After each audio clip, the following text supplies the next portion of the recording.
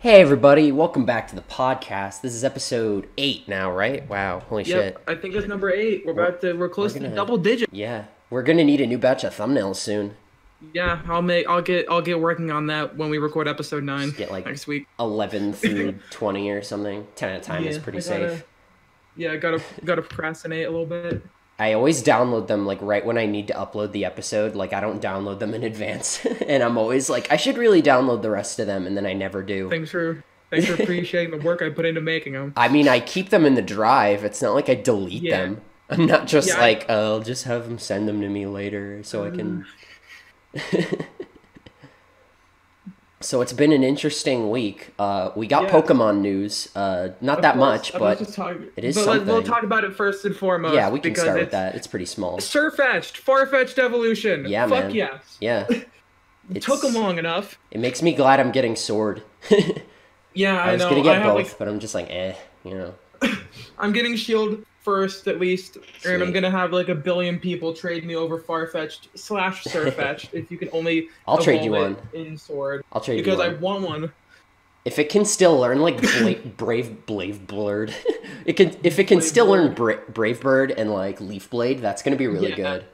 It's gonna be dude. super good. Okay, here's my prediction on Surfetch'd base stat total. Hmm. I'm guessing high HP, high attack, high defense, low everything else. It's going to pretty much be just Conkeldurr, but with a bird. I can see that. You don't think it's gonna be slightly fast? I think if it has a speed stat higher than 70, I will be surprised. Yeah, I can see that. Because Conkeldurr's Um, like 50 or something, right? yeah, but and also Farfetch isn't even that fast to begin with, Mm. and with a Mon whom has lost its flying type Yeah, I was and I was has surprised at that. yeah I had thought it was carrying gonna its big be ass sword. I had thought it was gonna be like fighting flying or something. At Yeah, least. but you know what? I actually kind of like it. Mm, It's really interesting of it entirely losing I its agree. flying type, but it's Yeah. still being a bird. I'm glad it's not normal fighting. That would have fucking sucked. Yeah, we If already it's just got like Beware. Beware's in yeah. Sword and Shield. Yeah, Bewear's cool too, but like we don't need like a frail normal fighting type, you know? Because Beware at No. least gets by on being like bulky Yeah. with like and fuzzy having the fluffy ability, Yeah, and also exactly. having a crazy move pool. and Assault Vest. Does it get Drain Yeah. Punch? That would be really good actually. I think it I does. think I've run like fluffy Assault Vest Beware with like Drain Punch. That's really good. Let me I check. still want a normal Drain Punch. ghost type. Yeah, I do too. I want a normal ghost type. Also, I don't know what they would do for it. okay, and I'm guessing Surfetch is keeping Farfetch's crazy coverage Oh yeah, of because course. it's gonna have Swords Dance, Brave Bird, Poison Jab, U-Turn, Leaf Yeah, Blade, that's really good. Superpower, Close Combat. Now it's gonna have Oh boy. First Oh wow. Impression. It's gonna have Smart Strike. First This impression? thing is, yeah, That's Farfetch really gets good. First Impression. I had no It's idea. the Surfetched is going to be UU at minimum. I I can see think. that. Yeah, I can see that. It being It's pretty going niche, to be but yeah. it's going to be ludicrously strong. Yeah. Also Because steel there's on no way they'd a hype up. yeah. Yeah, Steel on a and fighting poison. yeah, especially that's like not bullet punch because it's usually always like Yeah, bullet punch or like iron head maybe. yeah. But no one really I runs like iron head on like Hitmonchan or whatever. Like I yeah. can't think of a fighting type that runs a steel move. I'm guessing I'm with Surfetch being hyped up the way it is. I'm guessing it's going to be like its three main stats are going to be all in the hundreds. Mm, Like it's going to be strong. You wouldn't hype up a Farfetch'd yeah. evolution the way they did Yeah, just showing it without off on its making it own. actually amazing. Yeah, because they're. I hope they. The fact that it's sword exclusive is pretty interesting, because they Hmm. only showed Sirfetch'd, and it has a shield too. So it makes me Yeah. wonder, like, what is going to be like the shield equivalent? Because right now I've heard two possibilities. There Dunsparce. is Dunsparce, an evolution of Dunsparce, or bringing back the old Farfetch'd evolution from the beta and Oh, using that as the shield exclusive. have it be I like think a that's what split. I am. Have it be like Yeah, split. I could see them yeah, doing that, being like, oh, and now it has another evolution. Didn't they do yeah. that with Rockruff? Yes, Like, didn't they only initially show the midday form or something like that? I think so. I just think they I'm not showed it as sure. like Lycanroc and they didn't give it any distinction as to it having a form. I think they were just like, yeah, here's its Yeah. evolution.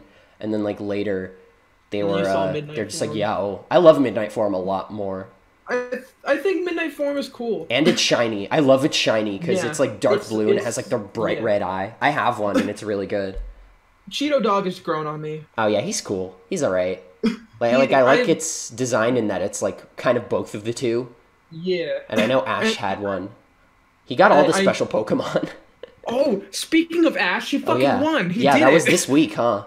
Yeah, That's that was crazy. this week. He had Or a few didn't he have weeks, fucking like last time. He had Melmetal. He had He did he have Melmetal? Naganadel or was it Poipole? I'm not. Let's look up Ash Alola team because if he had Naganadel, that means Ash's team was fucking Yeah, stacked. he's straight up Uber. He has Incineroar. He has his winning team. I think. Let me see. Pikachu, It was Incineroar. Melmetal, Pikachu, He had Rowlet, right? Yeah. Yeah. It never Rowlet, evolved. Lycanroc. Yeah, it's too cute for them to evolve. Yeah. Because it sits in his bag and is like, I'm Rowlet. I don't think Poipole evolved. Because damn, he still had Melmetal, which is like, Yeah, he still had Melmetal. Is it gonna Literally be- the best Pokemon? yeah, is it tiered in Let's Go? Yes, it is. It's in wow. OU. It's Oh, in wow. Let's Go OU. I can see why. There's only 4 steel types in Let's Go, and Yeah. 2 of them aren't very good. What, So, like, Magnemite? there's Magneton, Melmetal, Alolan Dugtrio, and Sandslash. Oh, you're right. Oh, there's no Alolan Diglett? No, I said Dugtrio. Oh, okay. I thought you said Diglett. Well, because you didn't say No. Diglett. Alolan Dugtrio sucks. It has no steel moves Yeah. other than Flash Cannon. Wouldn't it be- And Alolan's... Wouldn't it be Diglett, Dugtrio, Magnemite, and Magneton? And Meltan and Melmetal? I'm talking about fully evolved. Oh, I see. Okay. So what were they again? And Alolan, and Magneton. there's Alolan Dugtrio. Sandslash, Sandslash. Magneton, Alolan Dugtrio, and Melmetal. I see. Yeah, I can see why. Alolan Dugtrio sucks, doesn't have any steel moves, and Alolan Yeah. Sandslash speaks to Poliwrath, one of the best Pokemon in the metagame. And there's literally only 2 fairy types in Wigglytuff and No, there's Clefable. 3. What is the There's third one? Mr. Mime. Oh, yeah, you're right. I wasn't thinking of that. Oh, and Alolan Ninetales. Oh, yeah, that's true. Okay. But still, like, he still wrecks Yeah. them. There's And there isn't also much 2 counter. ghost types as a whole. Gengar and Alolan Marowak. Oh, yeah. Oh, boy. I like that there's, like, slightly more of each type.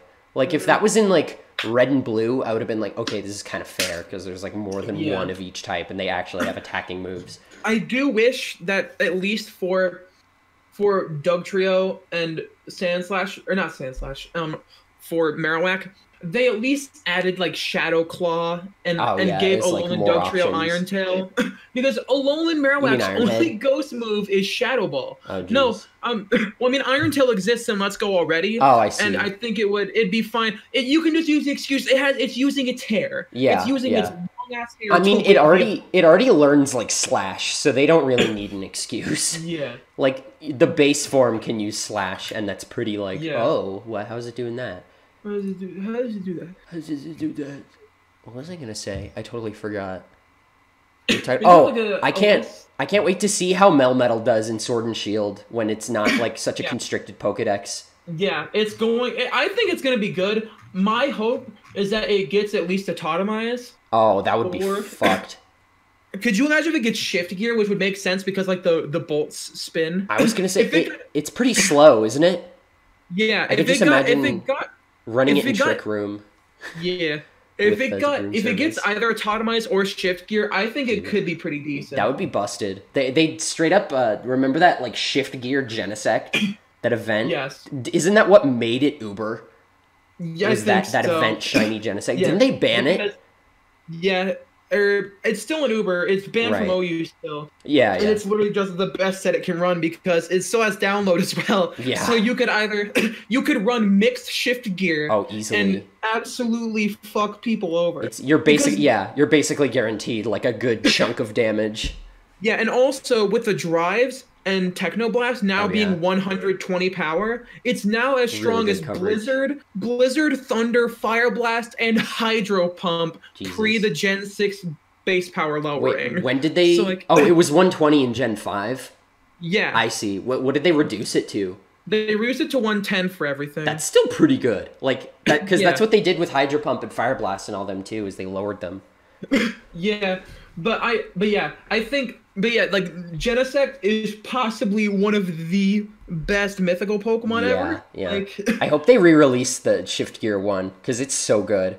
yeah. Even without it, Also, it's still really fun, and it's just a cool Pokemon by design. In Melmetal's data in Let's Go, there was an ability. It was found. I'm guessing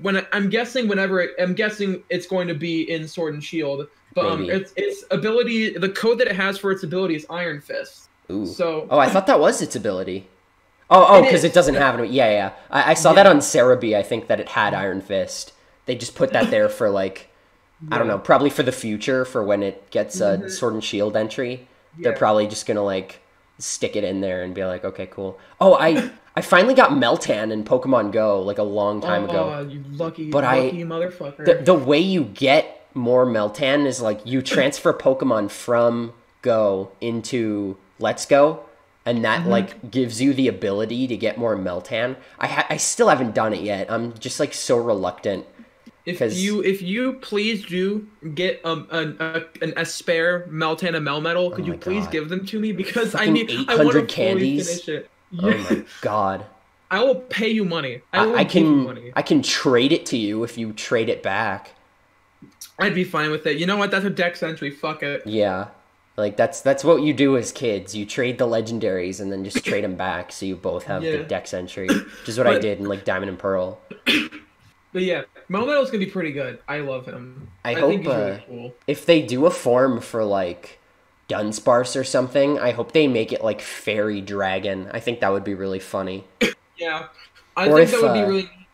If they made like an Ouroboros Pokemon, I think that'd be really cool. Yeah. If they did like Arbok, dude, I would love Arbok to get an Alolan or to get a Galar form. Or like a Galar form. Yeah, that'd be so good. I want more like.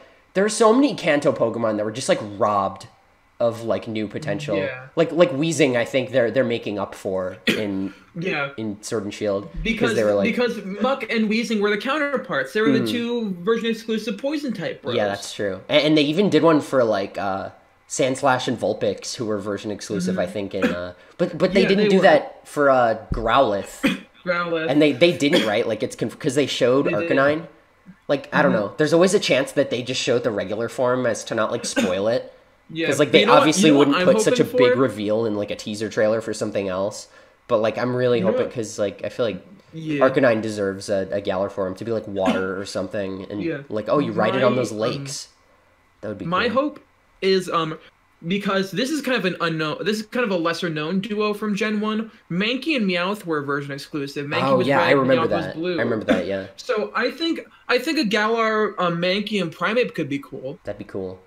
They could make it psychic, like a Rangaroo. Yeah.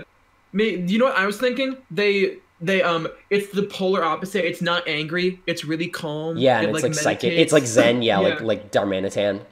That'd be awesome. And it's a slow, bulky special attacker. Yeah. I think that could be pretty cool. That would be cool. And it gets Calm Mind to level up, and it would have like. I think that would be a fun take on having total opposites. Totally. I wish Butterfree got a Mega, because I was like, Butterfree and like Frostlass, I feel like should have gotten some recognition, because Beedrill and Glalie got Megas. Even though I feel like Frostlass is more deserving of one to begin with. Well, the difference also is that Beedrill and Glalie are bad. Yeah, and I can see that. Yeah, but so is Butterfree. No, but the thing is, though, Butterfree's saving grace is that it has compound eyes. I mean, that's pretty much it. That makes it good. And also, it's one of very few Quiver Dancemon. So, like, it's not great, but it's okay. It's usable, sort of, maybe, in, like, NU, which is still fun. Because, like, I honestly like... It's untiered. Yeah. I honestly like lower tier battles better. I think lower tier is cool, but also the reason why Butterfree is untiered is because Venomoth exists and has stab poison. That is cool. If they did have, like... Is there a bug fairy? I feel like there's a bug... Yeah, like a cutie fly. Rabombi. Yeah. I wish they would do that again. Rabombi was just shown off for Sword and Shield, and same with Aegislash. Cerebi's keeping track of like what Pokemon are in Sword and Shield, right? They have a full Galar Pokedex list. That's so sad. It's sad that they have to do that to begin with. Let's not get in this discussion. Like I could see if it's just like, oh, these Pokemon were like confirmed for like, oh, like before the post game, you know, because before you don't always have access to all the Pokemon before you beat the game. I don't know, but I'm gonna try to. I hope they do like more type combinations in general, because I want to see them like I want to see them knock them all out before they inevitably stop making Pokemon games. And I want there to be like... I want to see something crazy. Yeah. I want there to be like enough of each of them to where it feels like there isn't like one Pokemon for a certain type combination and that's it. Like that's why I want like so many Rotom types to like have a Pokemon that's like an actual type, or like Fairy Dragon, like Mega Altaria. I want there to be like more than one Pokemon of a certain type. Yeah, I agree. Also, my fucking worldview just changed. Like right now in an instant. Oh. SpongeBob made a fucking reference to Squidward's suicide in an episode. What? How recent was this? It's a recent episode called SpongeBob in Random Land. Squidward opens the door and it's his room, and then TV static pops up and it's like a more cartoony recreation of the Squidward with the bloody eyes. Did his eyes turn red and blood? Yes, they did. I'm so glad I don't watch modern SpongeBob. No, but the thing is though, this isn't bad. This is fucking awesome. I know. Oh yeah, it's funny. It's hilarious, but it's also like, where is this show gone now? Yeah, but it's just they're not the same anymore. Bizarre. You know what I mean? Yeah. Because like a lot of the new like character designs just like don't seem like they fit a lot of the time. It just feels like they were like way too detailed, or like they have one specific character just to be like the plot of the episode, basically. Like, remember that one like modern episode where like Sandy was like waiting for those monkeys to visit her, and then they were all like, yes, we are intelligent monkeys, and they had very like detailed faces. It's just like I feel like they have to keep making new characters just to make it like interesting. Like Fairly Odd Parents kind of did that, except they tried to do it where it's like they introduce a new permanent character, and that's somehow supposed to make people more interested in like the following seasons. I think that's worse than just having these temporary characters show up for an episode, maybe two. Yeah. Well, because like even when the original seasons did that, like Flats the Flounder, he was in like one episode, but he still seemed like he belonged, you know? Like his design didn't really stand out as like, this guy doesn't look like a SpongeBob character. And you also saw him in the background before and after. Yeah, he was like he was like a background character, and it just makes it seem more like he fits, you know? Yeah, and also the Strangler. That way, it's like when they have a new character, it's like more impactful. Like the less they do it, like that way, like with the Strangler, it's like when they have a more distinct character design, it like sticks out more and is like more memorable. But when they do it like every episode, it's like I don't give a shit about these guys, you know? Like they show up and they're like, oh, you're stupid, SpongeBob, and that's it. No, I'm not. Dude, you know what would have been cool, actually? What? If the boating school was a level in Battle for Bikini Bottom. That would have been hilarious. Yeah, and if there was like, that would have been cool. Because there's like the school itself, and then there's like the docks outside, and then there's like the driving course, and then there's like that tower off to the side or whatever. But I feel like that would have been a fun, that would have been a fun like mini game where you have to like drive the boat around and like not die. Who knows? Maybe with Rehydrated. Maybe. Then. I don't know how many like new original worlds they're adding, because they just said they're including like the cut content. I think it's just going to be the cut content. I think it's which I'm fine with. Nothing else. I'm fine with. And also, they're fixing all of the bugs from the first game. All of them? Yeah, I'm pretty sure they're fixing everything, which I'm fine with because they said themselves, speedrunners will find a way. They always do. That's true, but it's also like part of the charm, you know? Like, yeah. Even when they remade like Ocarina of Time and like Majora's Mask, like the fact that they kept the glitches just goes to show that like they care. Like they could have fixed them, and like you can say it's lazy, but like the fact that they didn't go out of their way to like fix these quote unquote like bugs or whatever, it just like it's like, oh, you can use like the same strats from like the old game and the new one, and it's like, oh, it's cool. You know, because you don't lose any of that like skill. I just think there's a difference between the two, because Battle for Bikini Bottom, it's more so it's a cult game, it's a cult classic. It really only got a fan base kind of in more recent memory, and it's only really hit the more so mainstream gaming culture with this remake. Yeah, and Ocarina of Time and Majora's Mask are just like they were pretty the two big most games. Popular Zelda games alongside Breath of the Wild now of their generation. Yeah, I would say. Yeah, they're both so innovative in their own ways. I'm looking forward to Breath of the Wild too, man. I want to go into that like as blind as possible. Oh, like Arlo wanted to with Breath of the Wild, and whenever Nintendo showed gameplay, he'd like hide under his desk. Yeah, that's like what you were gonna do for Sword and Shield, and then you were like, Yeah, "Fuck it." yeah, but the thing is, though, also I wasn't expecting there. I just wasn't fully expecting it to like come as early as it did with information. I thought it Yeah. was going to. I wasn't expecting full on directs like they're doing now. I was expecting it to be Koro Koro. I was Oh, yeah. expecting like Yeah, but you haven't gotten much of that, huh? no, like, and I think that's both good and also kind of. I think it's good to disrupt the typical flow of a Yeah. hype period. Yeah, it's less like Like, of just predictable fully- when you're Yeah, like, "Oh, there's because gonna be Pokemon stuff next week." as Like, much cool. as much as I love Pokemon, they get fucking really easy to predict. Yeah. Like, it's always game gets announced, month or two, Koro Koro, maybe small mention at E3, maybe one or two pieces of info in a direct. Yeah. Koro Koro. Oh look, major leak. Yeah. Uh-oh, here's the entire Pokedex. Yeah, Fuck basically.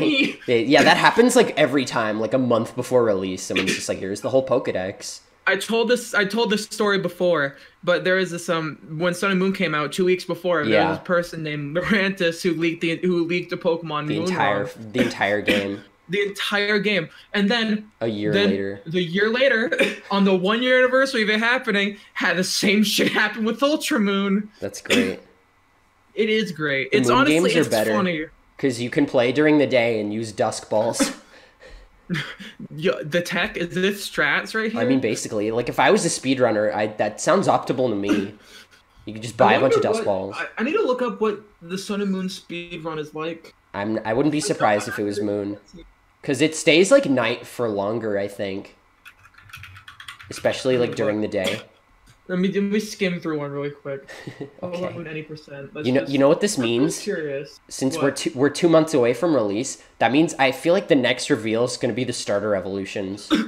I'm thinking it's gonna be in October, like it was Yeah, for Sun and yeah, Moon. yeah. I feel like it has to be like October. I'm gonna say October 10th, 10/10. We're gonna get starter evolutions or something, and then I'll put down October 4th. That's the Okay. same day it happened. Okay. So we're about within the that week. same week. Yeah. Yeah. So we'll say between the 4th and the 10th, we'll get a new Pokemon thing. And you know, if our extremely vague prediction is correct, you can say we called it. Yeah. Also, I just looked it up. The strat is a Primarina and Lunala, and it boy. is in Moon. It usually is. But yeah, Primarina is the speedrun starter. Nice. Wait, really? That's pretty surprising. I mean, Water Fairy is just a good type. That's true. Yeah. And you get Scald, and in Moon you get Scald. Yeah, that's literally true. the second trial. And Moonblast once it like And evolves. Moonblast like runs. Yeah, it's And Lunala is pretty just good. busted.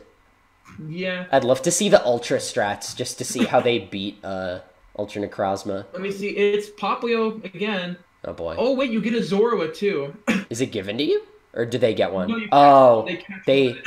And they probably they also get the Halucha. They get the Halucha. Halucha. They do the run with the Halucha. The I was- in-game trade Halucha. Oh, I see. I didn't know that was a The one thing. it's a brave nature and it's a guaranteed perfect attack stat. Wow. It's pretty good. And also because of the boosted EXP, it just absolutely mows down the entire fucking game. That's great. Because Halucha's already crazy good. You get it on the Yeah. first island before the normal and fighting trials. And you get the Wow, Brick really? Break Team and it comes with Wing Attack. It's absolutely Dude, ludicrous. these in-game trades are like broken. Why do I not like find out about them more often? Yeah, in Black 2, White 2, you get if you trade Nemolga, you get a Gigalith. Oh yeah. And it doesn't have an Everstone, like some bullshit. Yeah. Like in Diamond and Pearl. Fuck that bitch. But yeah, you just run the whole game with Cha the Halucha, getting crazy EXP gains. Jesus. And it doesn't even disobey you, or? No, because it's just you just beat the trials so quickly. I guess that makes sense. Yeah, I didn't know the trials had the level thing. I forgot about that. Are they like broken up the same as like the badges? Because normally the badges, it's like level 15, level 30, level something. They don't and then say. I don't think they say specifically. It's just I think it's smaller increments. I see. They don't explicitly tell you. Yeah. That's a bit weird. I don't remember. I haven't played the Gen 7 game in a while, so I'm not the best Yeah. source of info. I don't blame you.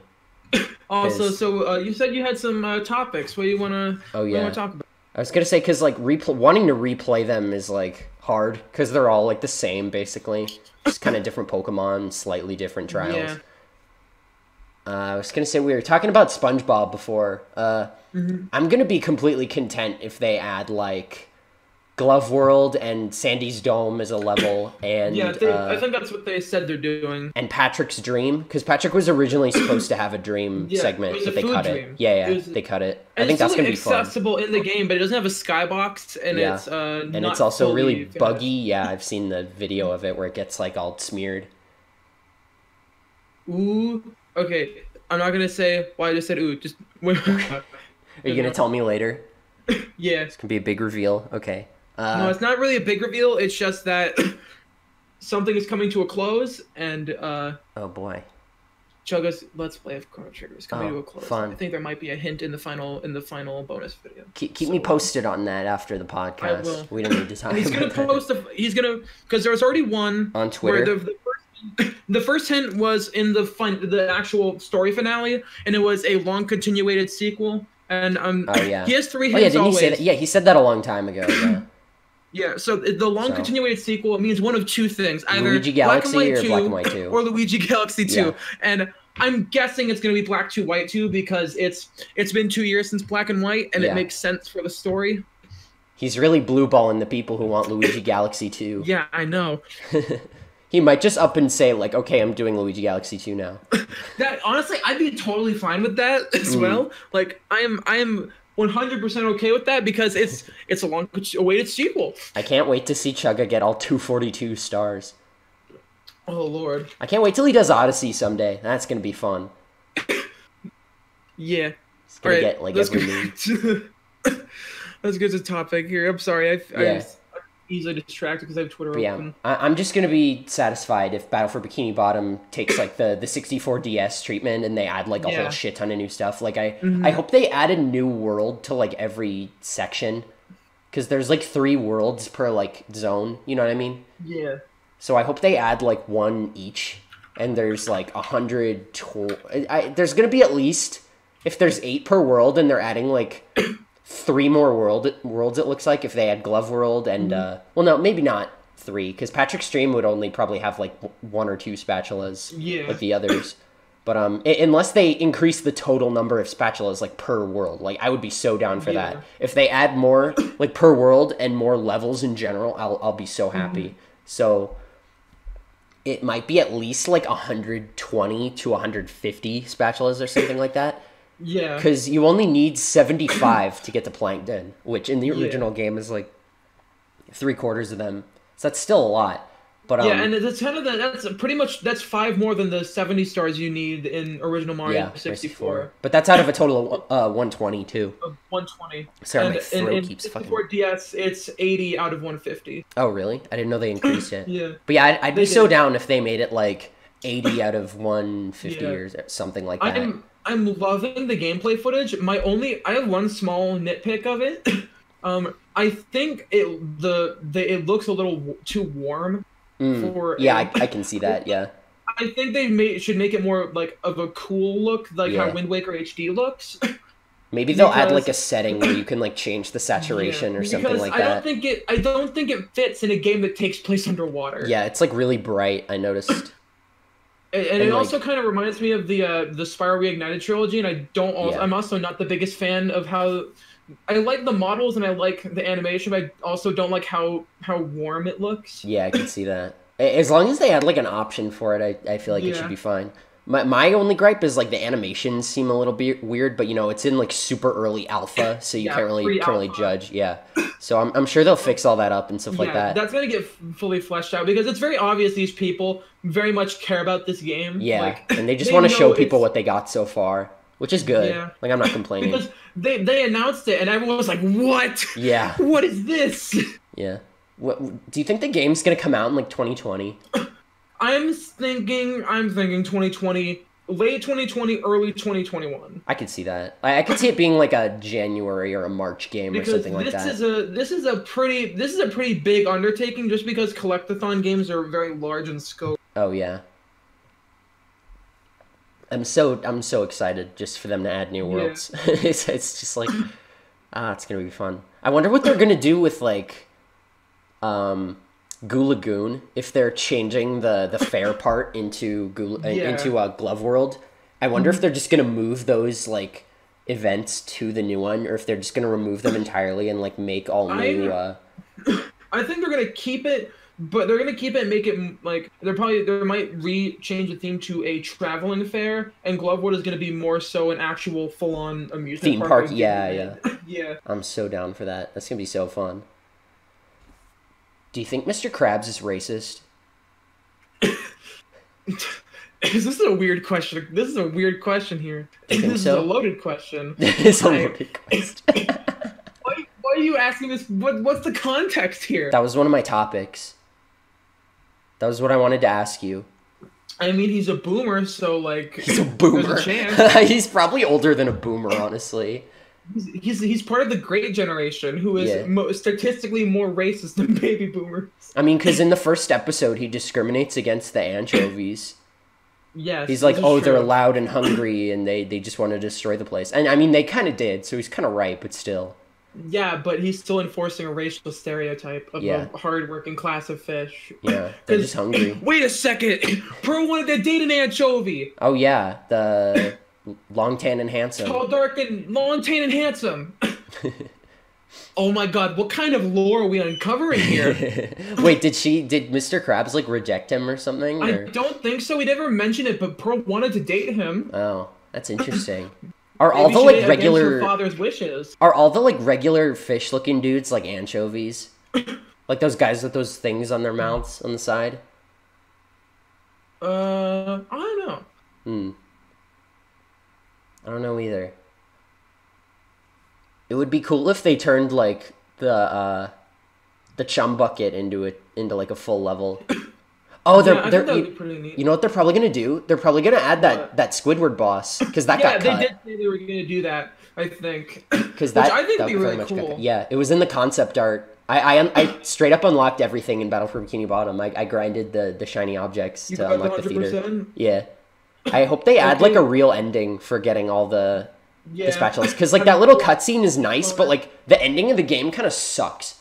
Like nothing gets resolved. Like, you just beat Plankton, and they're like, cool. And then the robots are, like, cloning themselves, and it's like, okay. This seems like it's more setting up for a sequel than it is, like, an actual ending. You know what's really funny? It seemed really funny?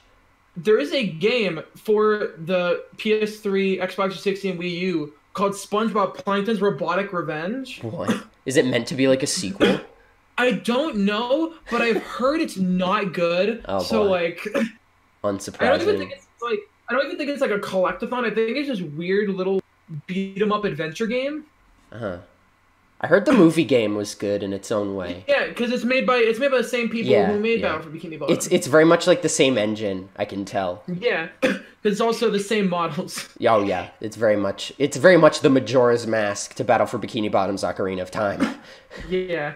They're just like, oh, we have some assets, and the movie just came out. Did they get the real Mr. Krabs voice actor for the movie game? Was he even in it?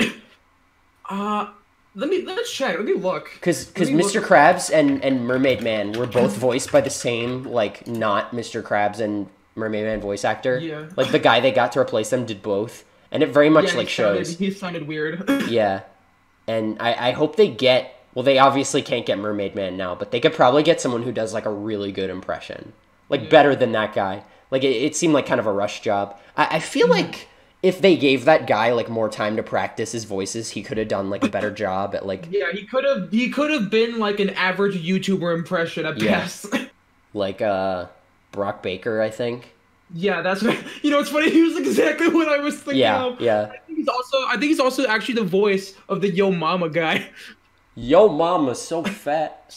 He sounds like Patrick Warburton, kind of. Yeah. They're like, do a discount Patrick Warburton. God, that video you sent me, it was like the same things when it said when she played Baldi's Baby. Oh yeah. Yeah, I love that one because I was just like, oh, so Zach will like this because you fucking love that game. Yeah, I'm the local Baldi's Basics fan. The only local for me, not so much for everyone else.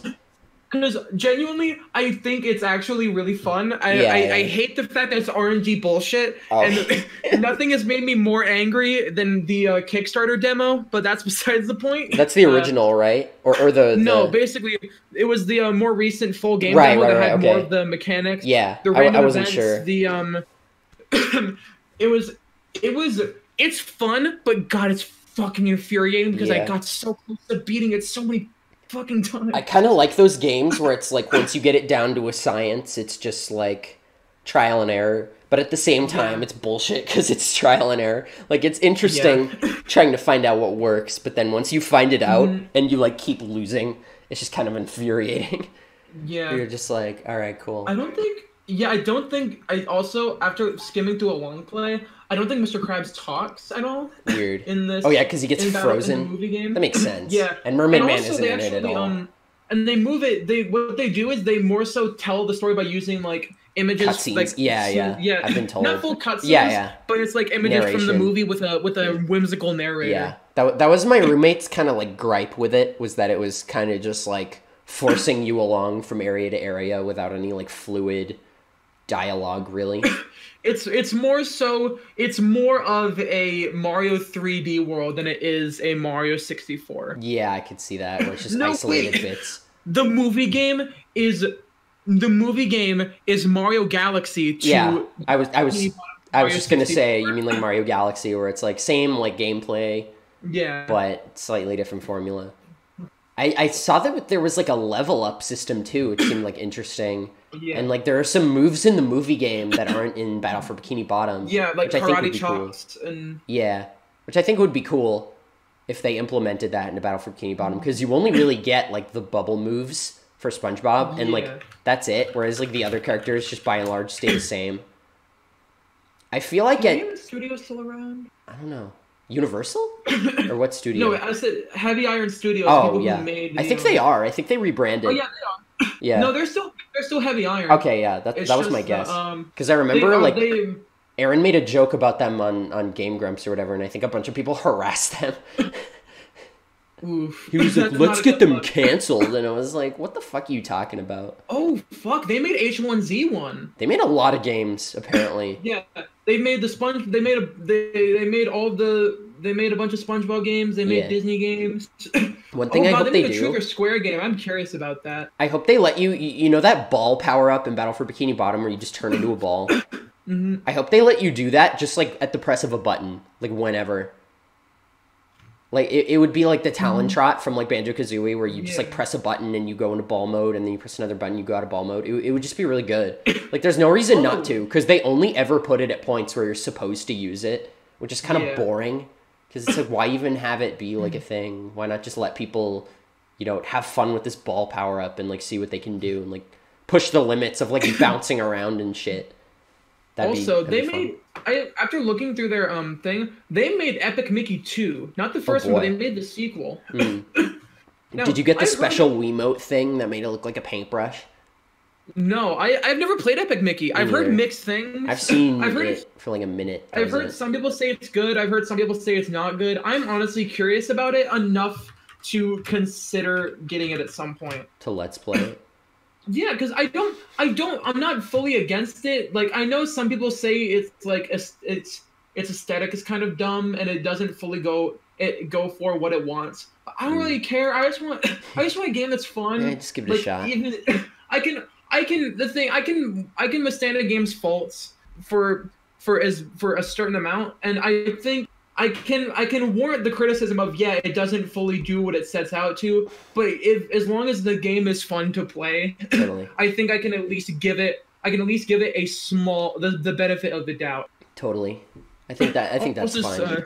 Also, speaking of games that I like but have some small flaws that build up, I beat Phoenix Wright Justice for All recently. The second one. Yeah, I liked it. Before you go, I just wanted to say I did that with Crystal Monsters, because when you first told me about it, you were like, it's stupid, but it's fun. And I was like, all right, as long as it's fun, I'll give it a try. And like, it was dumb, but it was like, it was fun. Oh wait, is that on our Let's Play doc? I don't remember if we added it yet. I'll put it on there right now. Add Kirby's Epic Yarn while you're at it. Yeah, I haven't played that game. That I would be want really to play it fun. because it Not the seems 3DS fun. one, but I have the Wii one, and that's 2-player. I don't think does the Basically, 3DS one have multiplayer? I think. Because that would be kind of weird to do over like Wi-Fi or over like wireless. Also, so here's my thoughts on Justice for All. You liked my tweet about it, but I'll just say it here more so I can give it in a more standard way. I think so, yeah. I think it's good. Okay, I think even from the 2 games I played, I think even the worst Ace Attorney game is still miles better than like most mediocre visual novels. Yeah. But also, I think this game in particular has some weird moments where Phoenix seems really out of character and is really mean-spirited. And also, in the final case, he does some dumb ass shit. He does some of the most brain dead mistakes I've ever seen. I won't spoil anything, but he ignores saying something when something very bad happens. And you don't have a say in it? Like, it's not like a dialogue thing? No, it's not an option. It's not a dialogue option. He just flat out, he doesn't say it at the time where he should have said it, and he mentions it when it gets worse. Oh, God. You'll know what I mean if you like the first game, when we Let's Play it, and you want to move on. Do you want me to just play all 3 games, like, after you have? Well, I mean, I like it, but if you play the first game and you don't like it, and that's all you really want to experience, I'm not going to force you to play more. Oh, yeah, of course. I don't blame you. Yeah. But I mean, like, I probably will. I've heard good things, and I usually end up liking things that, like, people I know like. I'd say Phoenix Wright Ace Attorney, the first game, is like a 9 out of 10, near perfect, top 5 favorite games. And I'd say Justice for All is a solid 7.5. Yeah, I can see that. How I prefer to rate things is like, oh, sorry. No, it's okay. You can go if you want. How I prefer to rate things is, you can say what you want about the person, but I think Your Movie Sucks has a really good rating system for stuff of having 1 to 10, but 5 being in the middle, 5 being entirely average. And then again, everything starts out at a 5, and everything gains or loses depending merits on and it. Demerits. So, yeah. So 6 is not a bad score. 5 isn't even a bad score. It's when you get below, when you get to a 3, it's when something is not really worth playing. 5 is just like, or 5 or 6 is more just like the pros kind of. The pros like barely outweigh the cons. Yeah, it's sort of worth playing. Yeah. So like a 7 is still really good, and I'd give Justice for All a 7.5. It's still really good, and I disagree with some people saying that it has both the worst and best cases. I don't think the case that people say is the worst is all that bad, and I don't think the people that say it's the best case ever is all it's cracked up to be. It's about average. But it's still. Yeah. No, it's good. The final case is really good. I'd say even great. But because of Phoenix's dumbass decisions, it kind of worsens it. Yeah. And I think it's nowhere near as good as the final case in the first game because of it. Dang. Yeah, I can see that. I love. Yeah, I think you'd really like it. I like Donkey's rating system because it's like out of 5, so it's like a lot less to work with. But it just means that like, when a game has like a higher score, it means you can really tell like the pros are very like big here and the cons are very minimal. Like when he did like Samus Returns, he was like, I give it a 3 out of 5, but it's like a really big 3 out of 5. It's like it's really good, but just like some little like design flaws like bug me to the point where I don't want to give it like a 4. It's like I was replaying it and I almost was having kind of a bad time just because like my circle pad kept sliding off. The like rubber, I gotta like glue it back on or something, but I don't want to like fuck it up and like glue my stick in place. That would not be a good suck. Yeah, and I don't want to do that to my poor 3DS. I get like refurbished or something. Because I'm starting to rate these games on this podcast, I'm gonna rate Pikmin 1. I'd give it an 8 out of 10. Like it's really fucking good. A broken like, marriage really out of 10. Yeah, I give this game a broken marriage out of 10. But like Pikmin 1 is really good. The problem is I'm not good at it. So like I think me sucking sort of also inhibited some of my enjoyment from it. But I already talked about it in the episode when after I beat it. I first got it, yeah. I still haven't beaten Celeste. I have had like no free time this week to sit down and finish. I got to the last screen though. I got past the fucking screen I was stuck on for like hours. I started using the Pro Controller and I was like, wow, it's so much easier to just angle down and right with an actual stick. And I did it in like the first couple attempts. And then I got to the last screen and it's so fucking long. I just haven't had like enough time to dedicate to just finishing it. I might do it after this podcast, honestly. And I'm guessing you're not going to use like the slow mode. No. I don't want to use this mode. Like I have no problem with it. I think it's like wonderfully implemented though. Like it's really good. Yeah. Like just letting people play the game how they want to and like how they see fit. Yeah. Whether it be like infinite dashes, like a puzzle than a platformer. Yeah. Yeah. Than like seeing what they can do. Dude, the fucking task pisses me off because like there just be like parts where they just randomly clip through the spikes while dashing. Of chapter 9, like I think they use it like elsewhere in the speedrun, but like it just pisses me off so much to just see them like dash through spikes, and I'm like, okay, fuck you, because normally I'll see like a speedrun and be like, oh, I could do that, like, oh, that's neat, like I could do something like that, and then well, I mean the whole point of tasks is that for the most part there's a lot of inhumane. I know, shit but that's just like fuck you, you know? It's just like, oh, they're just disobeying the laws of the game. It's like, all right. Clipping out of bounds and shit, that's fine, but when you just outright are like... I mean, the thing is, though, it's still a thing that they can do. It hasn't been patched out yet. I don't think he's going to patch it out. Godlike reflexes. I mean, I don't even know if it's a reflex. I don't even know if it's, like, only extremely specific parts in the spikes, because they always dash, like, perfectly through them. Like right before, I think you have to dash like literally like the frame before you hit the spikes and it like pushes you through or something like that. I really have no idea how it works, so I'm not fit to explain it. But it's just like this shit I struggled with for like hours on end, and then meanwhile the task is just like we're clipping through walls. I think it's just how anyone feels when seeing a speedrun of a game they're struggling with. Yeah, especially. Like, they're like, it took me all 30 days to beat Pikmin 1 and get all the ship parts. Yeah. You know what the speedrun takes of it? You use fucking 6 12. days. Oh, damn, Jesus. Like, literally, it's almost insulting, but yeah. I don't give a shit. I doubled the actual amount. I was like, 12. Because that's still like a third, but wow, that's like 1/6 of the game. Yeah, that's crazy. Because you get fucking some like because Pikmin, like the way you optimize in Pikmin is absolutely nuts. Like I'll have to watch a speedrun someday.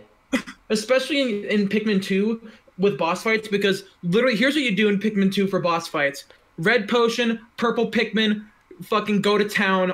Purple potion if a boss is prone to moving around a lot. Because the purple potion locks them in place, the red potion boosts them, and purple Pikmin are the boss destroyers. Oh, yeah. So literally, you can literally just fuck over bosses in one cycle, like, really quickly. I kind of wish they gave Olimar, like, rock Pikmin in Smash. That would have been really fun. In Ultimate. Yeah, I think that would have been fun. That would have been a cool, like, oh, he also has the new Pikmin. And you know, if you know if he could have Pikmin done 4... for his recovery? What? He could have a winged Pikmin for his recovery. Dude, they did.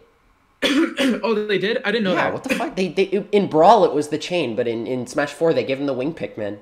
You didn't know that? Oh, I didn't know. Wait, what? I thought you were joking. I don't know. I don't play as Olimar. I was like, I thought you were joking. Dude, you know what else they should do? They should give Charizard Flare Blitz. Don't judge me. I never used Olimar before.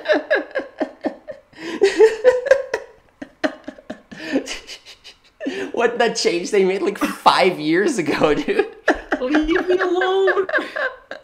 Dude, if Pikmin 4 came out like before Ultimate was like drafted, they could have actually given him any new Pikmin they added. Yeah. That would have been cool. Just being like, you know what? It's a variety. I heard this from a streamer I watch and a YouTuber. Does his uncle work for Nintendo? No. Oh. He had this idea for this really cool idea for a Pikmin game where you have like a black Pikmin that's like nocturnal, and basically for one night you get to actually be in like the dark with these more powerful monsters. Feral Pikmin. Yeah. No, not feral Pikmin, but also like more feral, more fucked up, like more powerful and strong enemies. That'd be cool. That'd be cool if it was like a risk reward thing. where it's like stay out at night Yeah. to get more more Pikmin done. grown from these stronger enemies. Yeah, or but also be way get more likely to ship die. parts and food. Yeah, that would be cool. Yeah, and also, you know, what would also be really cool. Mm. Have nighttime exclusive bosses that will drop super crazy rewards. Like in Pikmin 1, there's this super boss called the Smoky Prog, whom is a Pikmin destroying machine. Literally, it has a poisonous trail, and poison resistant Pikmin didn't exist in Pikmin 1, and it was instant kill. Oh boy. So basically, the optimal way of beating it in the GameCube version is you cheese it out with bomb rocks. So, like you do with every boss. Oh yeah, isn't that the first spirit in World of Light, the Smoky Prog? Yes. It's like a metal. What is it? Like a metal Mario? It's a metal Mario. It's a Mario that shifts between regular and metal forms. Right. I think. But basically, it's super tough. You will lose a lot of Pikmin in fighting it regularly, and the only way you can beat it deathless is cheesing it with bomb rocks. But if you beat it, you get a gold pearl, which gives you 100 Pikmin. Damn. I want to see, like instantly? Yes, like whenever you want? Yeah, when you put it in the onion, it pops up, and you just get an instant 100 Pikmin of that type. That sounds fast. Do you get, like, as many as you want? No, you can only fight it once, and it also, it's only there, in the distant spring until day 15. I see. So you have to be, like, fast about it? Yeah. So you have to be good to fight it. And you have to, like, be good to get to it at that point. And I tried to fight it. I came really close. Oh, I did not beat it. Do they have health bars in that game? Yes. It's like a circle. Okay, it's like a health. Oh yeah, because they like wear it down, right? Yeah. Yeah. And basically, I got really close to beating it. It was on a sliver of health, and I lost over 100 Pikmin to that fucking thing. Jesus Christ! I'll have to look up like a speed run or something.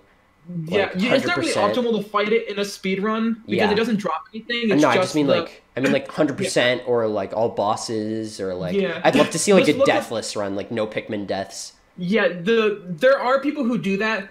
There is a guy, Holio92, who has done no death runs of all the Pikmin games, including Hey Pikmin, and he's really knowledgeable, and he's pretty cool. It's a text commentary. It's like not audio. Yeah, I've seen a couple of those. Yeah.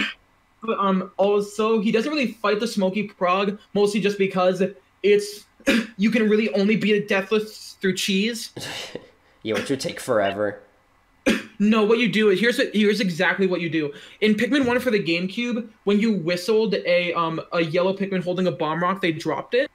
Oh, so you just drop it right on it. So what you do is yeah, and you can also do this in the Wii version of just getting a shit ton of bomb rocks with yellow Pikmin, bringing all of them to their onion so it just stays there, and then also just having one that's holding its bomb rock.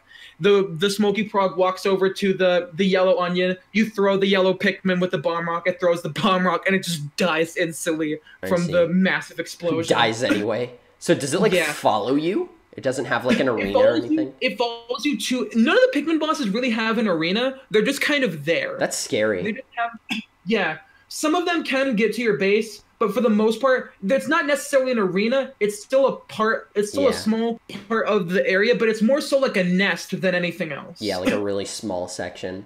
Yeah. But the Smoky Prog literally heads directly for your base. It heads to your ship and your onions. It does not give a single Pikmin or something? It poisons your Pikmin to death with its bad trail, the chemtrails behind it. Oh, the chemtrails, dude. Dude, that game is ahead of its time. It also has a special attack where it roars and it will uproot any Pikmin that are in the ground. Spooky. And also, there's a really cool piece of lore behind it because it's this fucking monster that can kill Pikmin instantaneously. But it's also this malformed larva of a creature called the Mamuta. And what the Mamuta does is it does not hurt Pikmin. It will hurt you, but it will literally put Pikmin in the ground and turn them into flowers. Oh, jeez. So, like, I think it's a really interesting thing that this terrifying, like, creature that destroys everything. It's just so tiny. Is this malformed larva of a peaceful creature. That's some lore, dude. I love like time-based games like that. That's kind of why I like Majora's Mask. It's just like knowing where to be at the right time. Pikmin 1 or Pikmin 3 actually throws in a little bit of interesting Pikmin lore that I won't really spoil if you do ever want to play it, because I think it really does. It makes the games. It makes you really think about the games and how the events of each game happen a lot more. Yeah, I'm not super like. I'm not super like desperate to get into Pikmin to where I'm just gonna go online and like buy all the games right now. But I feel like someday I'll just play them. Yeah, I think they're very worth playing. I own all three. Yeah. I own the Wii version of 1, I own the GameCube and Wii version of 2, and I own 3. Nice. I just don't own Hey Pikmin, which I honestly do want to get. I'm genuinely interested in Hey Pikmin. Why? I think it could be just a fun little time waster. That's pretty much what it is. I don't think it's. I'm not expecting it to blow my mind. I just want something fun that takes place in the Pikmin world. That's basically what I did with Chibi Robo Ziplash. Like, I never played a Chibi Robo game, but I was like, oh, the platforming looks kind of fun. And, like, it was, but, like, I don't know. It didn't really blow me away. I was just like, oh, it's kind of fun. And, like, apparently... Also, it's my most average played game because I beat it in like 3 sittings and it took like 10 hours or something like that. Mm-hmm. So since I played it like 3 hours at a time, like 3 times, it's now like my most or second most average played game. That's pretty cool. For me, the thing is though, I see a difference in Chibi Robo Ziplash and Hey Pikmin because Nintendo literally said the future of Chibi Robo depended on Ziplash. That's kind of dumb. Yeah. Because it's not a mainline game. That's like if Pokemon came out with like a new Ranger game and they're like, all right, well, we're not making Gen 9 unless this does well. It's like, all right, well, you're kind of staking all your bets on the wrong square there. Mm-hmm. It's like, not really... Like, did Ziplash do well like that? I got the one with the amiibo. I don't think it sold great. I think it sold pretty average. Okay, yeah, like, that's still, like... I don't know. I'm still sad there's no, like, more Pokemon spin-offs, really. There hasn't been, like, a notable one in a while. I don't really count Pokemon Go and Masters since they're, like, mobile games. As much as I love Pokemon Go, like, fucking... Joke not intended, but I do play it every day when I go to campus, and it's fun. Yeah. I got some good shit today. I got 100% IV Snover, which was my first perfect IV Mon in Go ever, as far as I know. And a shiny Mewtwo. Yeah, I showed you. Yeah, I got a shiny Mewtwo on my last raid today. Are you want to put it in? You want to put it in the? Sure. You want me to hit all right. Hit the thing. Zach's doing the timer for me today because my phone was dead from playing Pokemon Go all day. Yeah. But it was fun. I got canes on the way home because I was craving that shit all week, and I was like, it's been a long week. I'm going to treat myself. Yeah. But that's our food. Yeah. Dude, we should do a vlog where we just get canes. I mean, it would. I'd be cool with that. I think we could make it funny. That would be silly. Well, because we always just crack jokes anyway, like in the car. Yeah. And like while we're eating food. It would basically be like half podcast, half vlog. Because we would just be talking. But I love finding like new games that become like instantly part of your like favorite games of all time.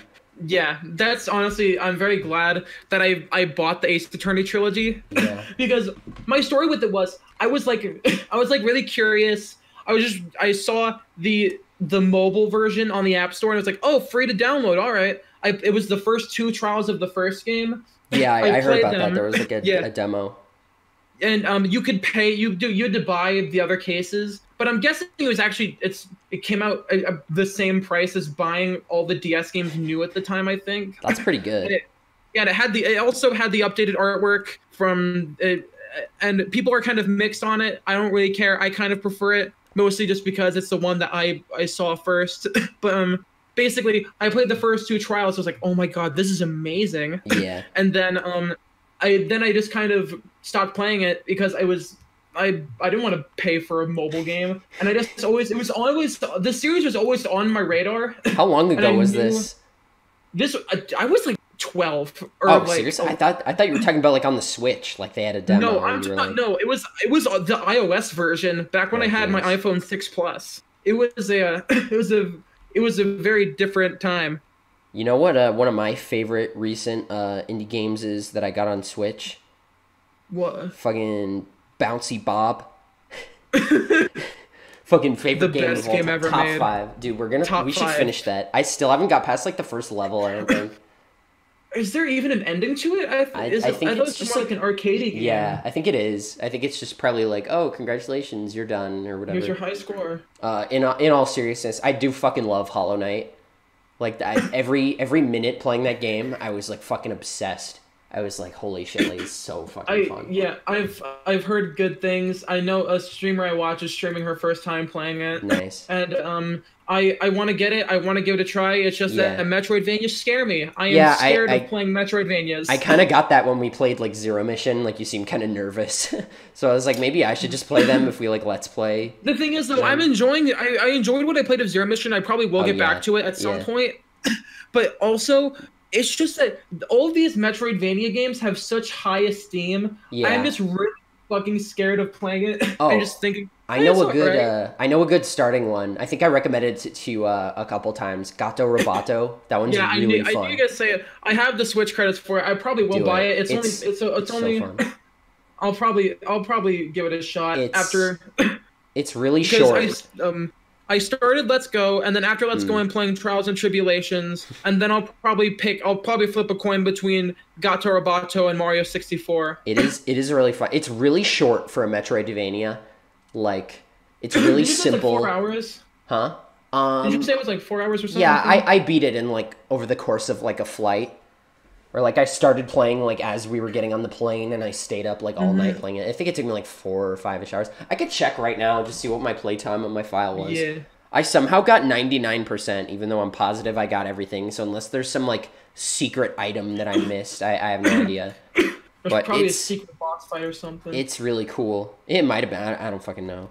I definitely got that in Iconoclast, which is also a fucking amazing indie game. I wouldn't say if it's in like my top 10, but like of the genre, it's I don't know if like the gameplay is kind of like a Metroidvania, but like it doesn't really follow like the story of one. Like you're not constantly getting upgrades or something. Oh, 96.9 is my Gato Roboto file, which it looks like I am missing a couple items, which is weird. I don't know. I'll have to look that up. But Iconoclast is really good, and it's more like it feels like the levels are very like cavey, but you still feel like you're outside most of the time in like the outer levels. Like there's like a background and stuff like that, and the story is like so good. Like I had no idea what to expect going in, and just like beating the whole thing, I was like, oh my god, that was amazing. So if you're listening and you want just like a fresh new experience, fucking Iconoclast, I think it's like $13 or something, $13 or $14 on the eShop. Gato Roboto is like $9, which is also one that I played on like vacation. It's really good.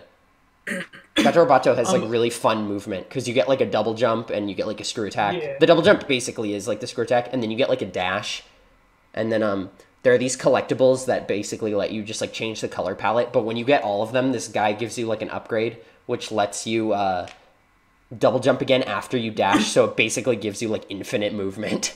It's nuts. And I really like what they did with the missiles. Basically, instead of having like limited missiles, when you shoot a missile, your suit like heats up, and you can only usually shoot like 2 at a time when before your suit like overheats. So you have to like so there's like a bit of a cooldown. And then later on, there's a power-up you get, like the cooling fan, which lets you shoot like 3 missiles consecutively, which I think is really good. Like, it's such a good mitigation for like having just like a bunch of collectibles where it's just like 100 like plus 2 missiles or something like that. Yeah. To where it's just like I love Metroid, but like a lot of the collectibles are kind of boring once you get like the main power-ups. It's basically just like get all the missiles, get all the super missiles, get all the power bombs, which is kind of why I liked Samus Returns, because there's also like E-tanks. Well, there's always E-tanks, but there's also like the Aeon gauge, and then there's like the storage tanks, which you can also get special storage tanks with the amiibo, which I still haven't done. But yeah, those are my game recommendations for today. Speaking of video games, Link's Awakening came out today. Dude, we're always speaking of video games. I think we've been speaking of video games like this entire time. Yeah, I know, but I just thought it'd be a funny transition to talk about the Link's Awakening remake. Even when we talked about SpongeBob for a while. Yeah. Oh, the reason why I wanted to ask if Mr. Krabs was racist is because we were learning in anthropology class about like eugenics, and immediately my brain was just like, eugenic crabs. It all makes sense now.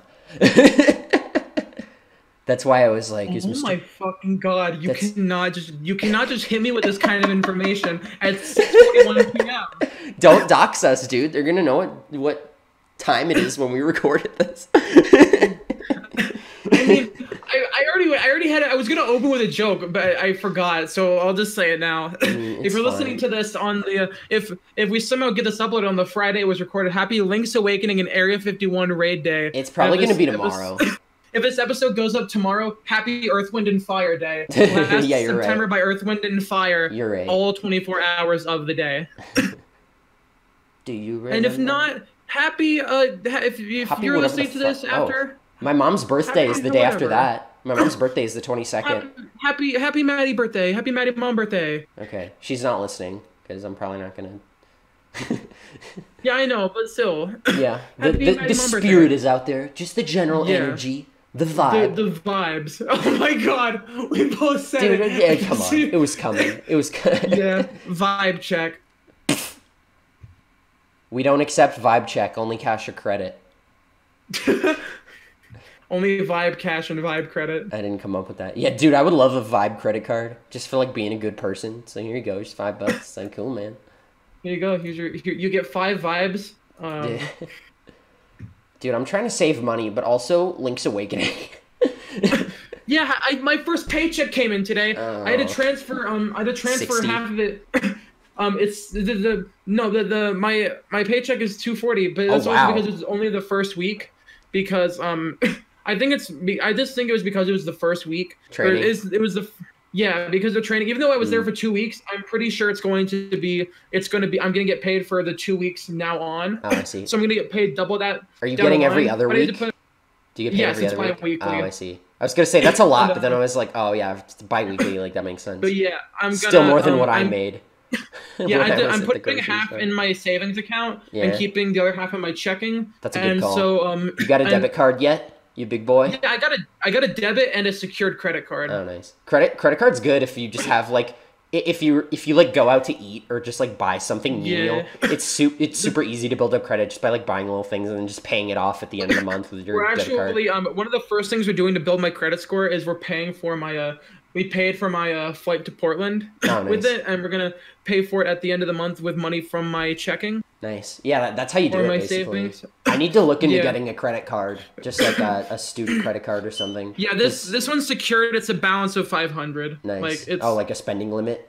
Yeah. Nice. I might set mine to like lower than... It would have to be like 100, because I only get so much money for like what I want every month, because like half of it's supposed to be for like food and like supplies and shit, and the other half is just like extra. It's different for me because I'm working, so like I can be a little more flexible with the balance. Yeah, I'm on a budget here. I'm taking 17 credits, and my dad is like, look into getting a job, and I'm like, I'm fucking working a full-time job. Being a student basically is a job. And also but yeah, I also want to buy Mario 64 on my Wii U, but that game is $10. But I also want to either buy Link's Awakening or Three Houses, and those games are $60, and $70 is a lot of fucking money. Yeah.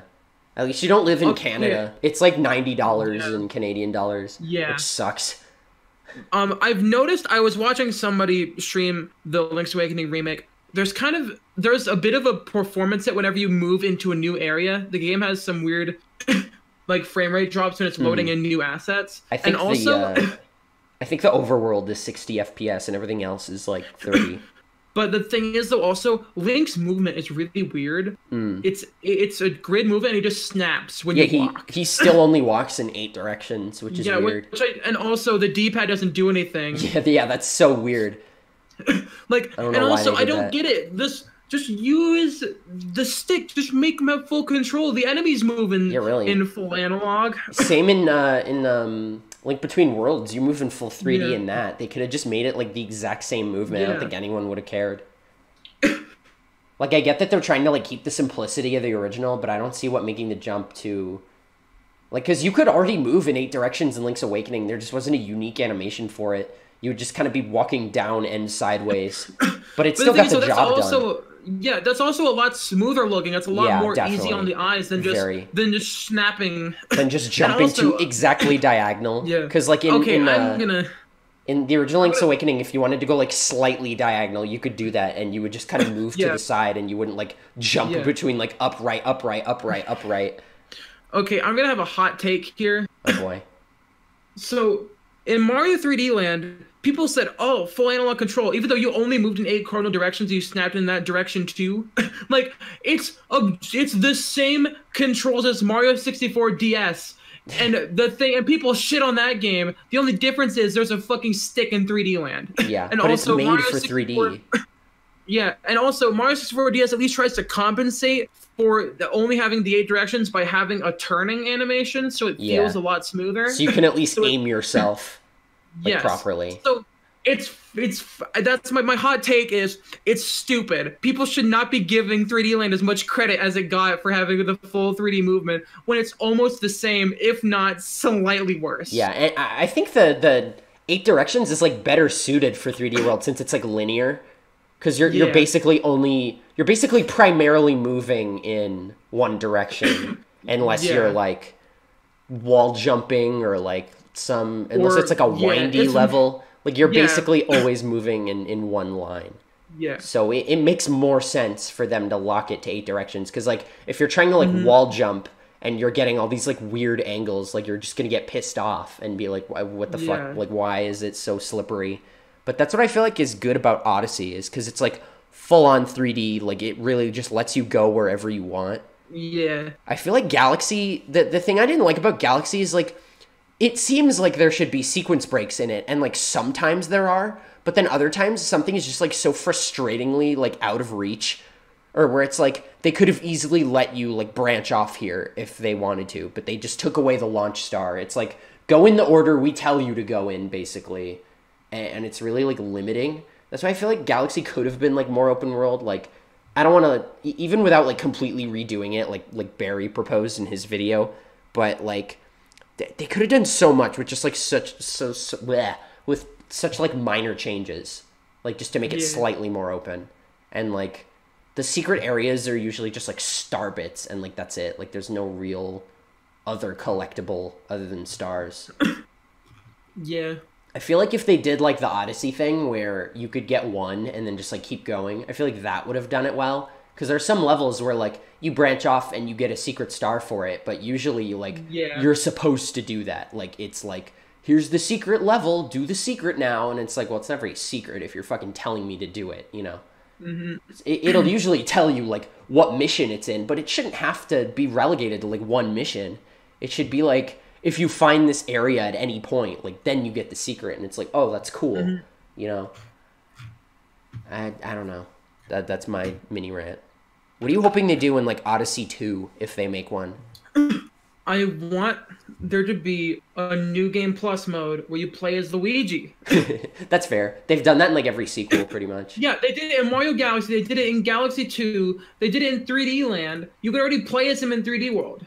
Like, I want there to be Super Luigi Odyssey with the slipperier control, and maybe you're saving like Daisy, or maybe you're even saving Paulette.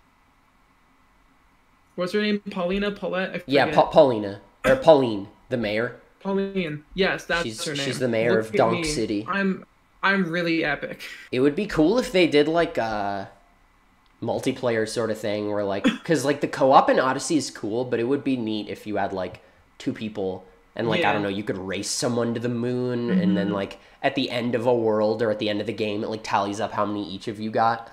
That'd be a neat like side mode. Yeah. Like a little distraction if you're getting a little bored of just single player. I can't wait to play A Hat in Time.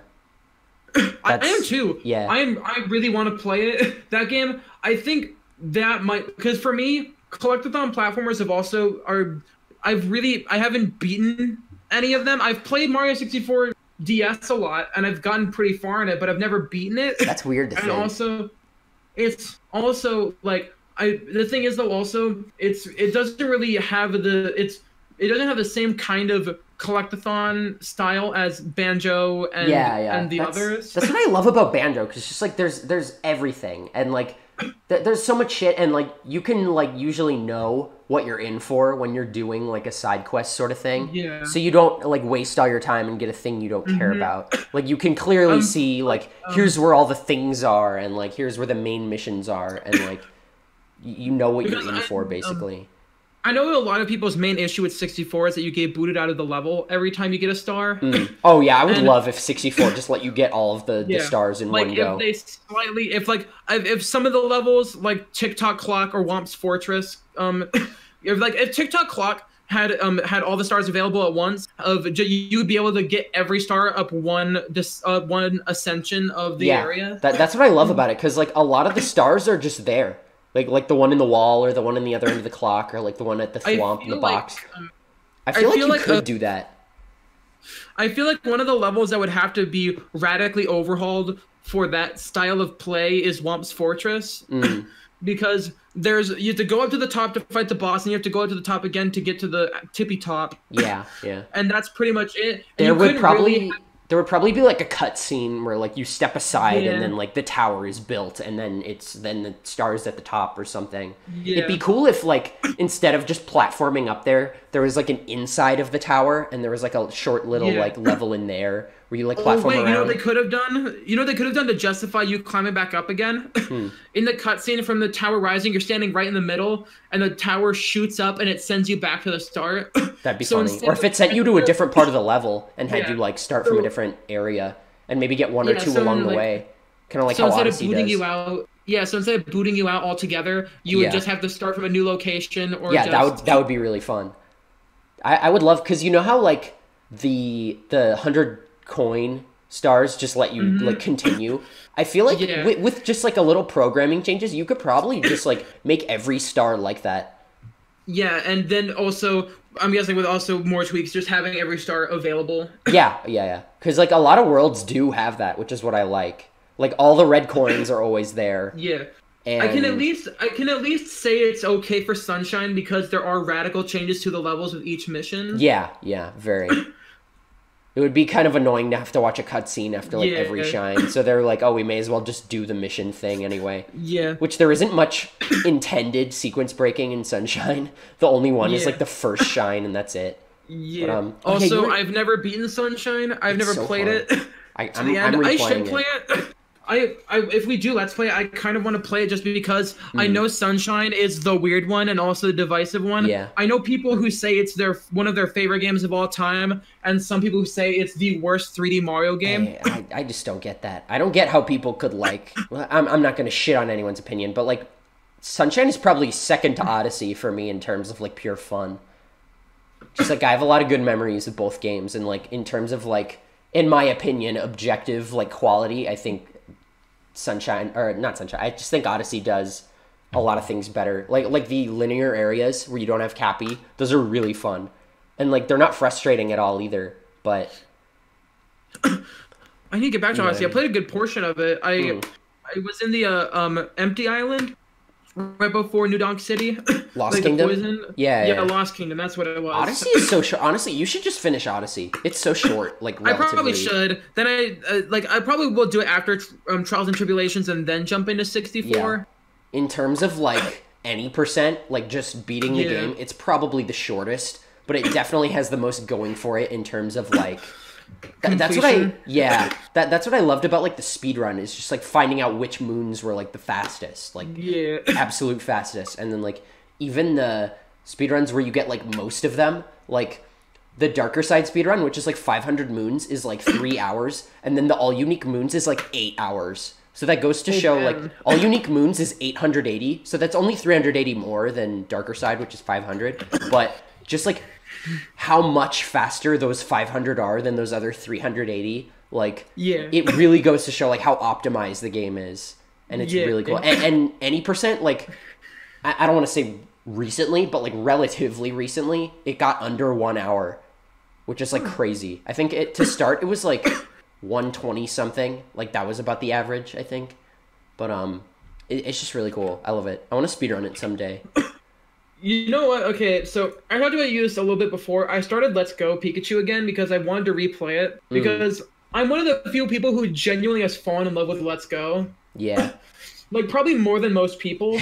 And for me, one of the things I kind of liked about it starting it again is I know some people complained about the forced use of EXP share, but with on set mode and with the EXP share, I think it allows for a very interesting way of playing Pokemon where you can rotate Pokemon out more frequently. Yeah, I like that. So you can you can get a Pokemon, use it for a little bit, and then get a Pokemon, it will catch up, and you can use that for a longer period of time if it's something that you like. Like right now, I have my Pikachu outlet, I have a Nidoran male, and I have a Bulbasaur, and I'm just gonna use them for a little bit. I might keep them. I'm not fully sure yet, but I think that's kind of the beauty of the EXP share on. I think if the game is more so balanced around it, yeah, it gives you. That's what I like about Let's Go. I was surprised how well they balanced the game around always having the XP share on, which is kind of why I feel like people were so wishy-washy about like Sun and Moon,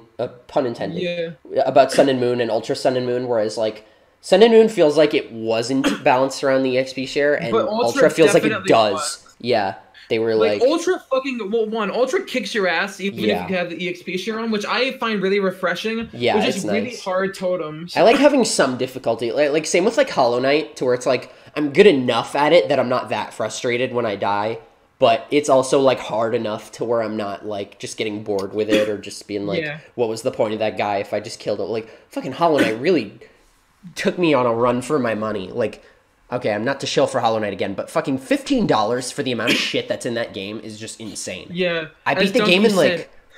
Yeah, I beat it in like 20, 30 something hours, I think. It was so fun. Donkey said, it's a masterpiece for your wallet. Oh yeah, he said that too, huh? This game is basically just Dark Souls. You know what game I might buy? What's that? I might buy Axiom Verge solely because the Wii U version exists. There's a physical Wii U release. I know I've heard about that. You probably want that. It's one of the rarest Wii U games, and I want to get it now. It's one of those games I always wanted to try, but I've never like found the right time to like dip on it. It's a limited run games game. It's incredibly expensive right now. This sealed copy is $90. Don't get the sealed one. Just get the normal one. Listen, there isn't that many options on eBay. Okay. Just don't waste your money. But the thing is, though, I want to get it mostly because I know it's going to get more expensive later, and I do have a pipe dream of getting all the Wii U games. And I'd rather bite the bullet now. Yeah. Ooh. Okay, Axiom Verge was like 20% off, I think, at one point. I was gonna buy it, but I was just kind of like, you know. But fucking Caro Blaster by the guy who made Cave Story, it's 50% off right now. Oh wait, on the eShop? Yeah, on the Switch. Oh god, why are there so many deals? That's so tempting. I know, right? I was just looking to like see how much Axiom Verge was, but if I do ever get it, I do want to get it on here. Oh yeah, Castle Crashers came out. Oh, Castle Crashers Remastered, we gotta fucking... Okay, oh, yeah. I was just about to say that. We should play it. I played that with Louis like a long time ago. It was pretty fun. Does it come with all of the DLC characters? I think so. Yeah, I see the Pink Knight in the... Yeah, because I want to use the Pink Knight, because I think he's cool. Or the Blacksmith. The electric guy is just busted. Really? Like, if you play that game alone, like, you basically have to use the Red Knight, because his magic is fucking busted. It's actually the Wii U version. Okay, yeah, the not sealed is cheaper. It's $75 instead of $90. Oh, I thought you were talking about Castle Crashers for a sec. No, if they made a physical release of Castle Crashers, though, I'd be all over it. Yeah, you know, Hollow Knight was originally supposed to come out on the Wii U and the Vita. Yeah, you told me that. That's sad. Oh, you know what else? Oh wait, Mighty Number 9 came out on the Wii U. The 3DS and Vita version never came out. Oh yeah, I almost got Mighty Number 9 on the Wii U. And it was rumored to have bricked consoles. Yeah, like, they patched that out now. I'm tempted to get it. I don't know. Forgive me for saying his name, but I remember watching Pro Jared's Let's Play of the game when it came out, and he was like, I think his PC almost crashed. That's how much it was chugging. You know what he's a rich YouTube man. He probably has like a really good computer. Yeah. So like if his computer style is probably really bad. You know what we could do for a special edition of the podcast? What's that? we can go through the 3 hour long Kickstarter backer roll, and like the credits of the Kickstarter backers, and just have it play as we do the podcast. If we played the game. Yeah. Oh my god. I'm glad they had it. I can't believe that's like a wall of shame now. Yeah. Oh my god. Ego Raptors is part of it and was in the background. He paid to be in the background of a level. He drew a billboard in the background, I remember. Wasn't that one of the stretch goals or something? Like or one of the pledge rewards?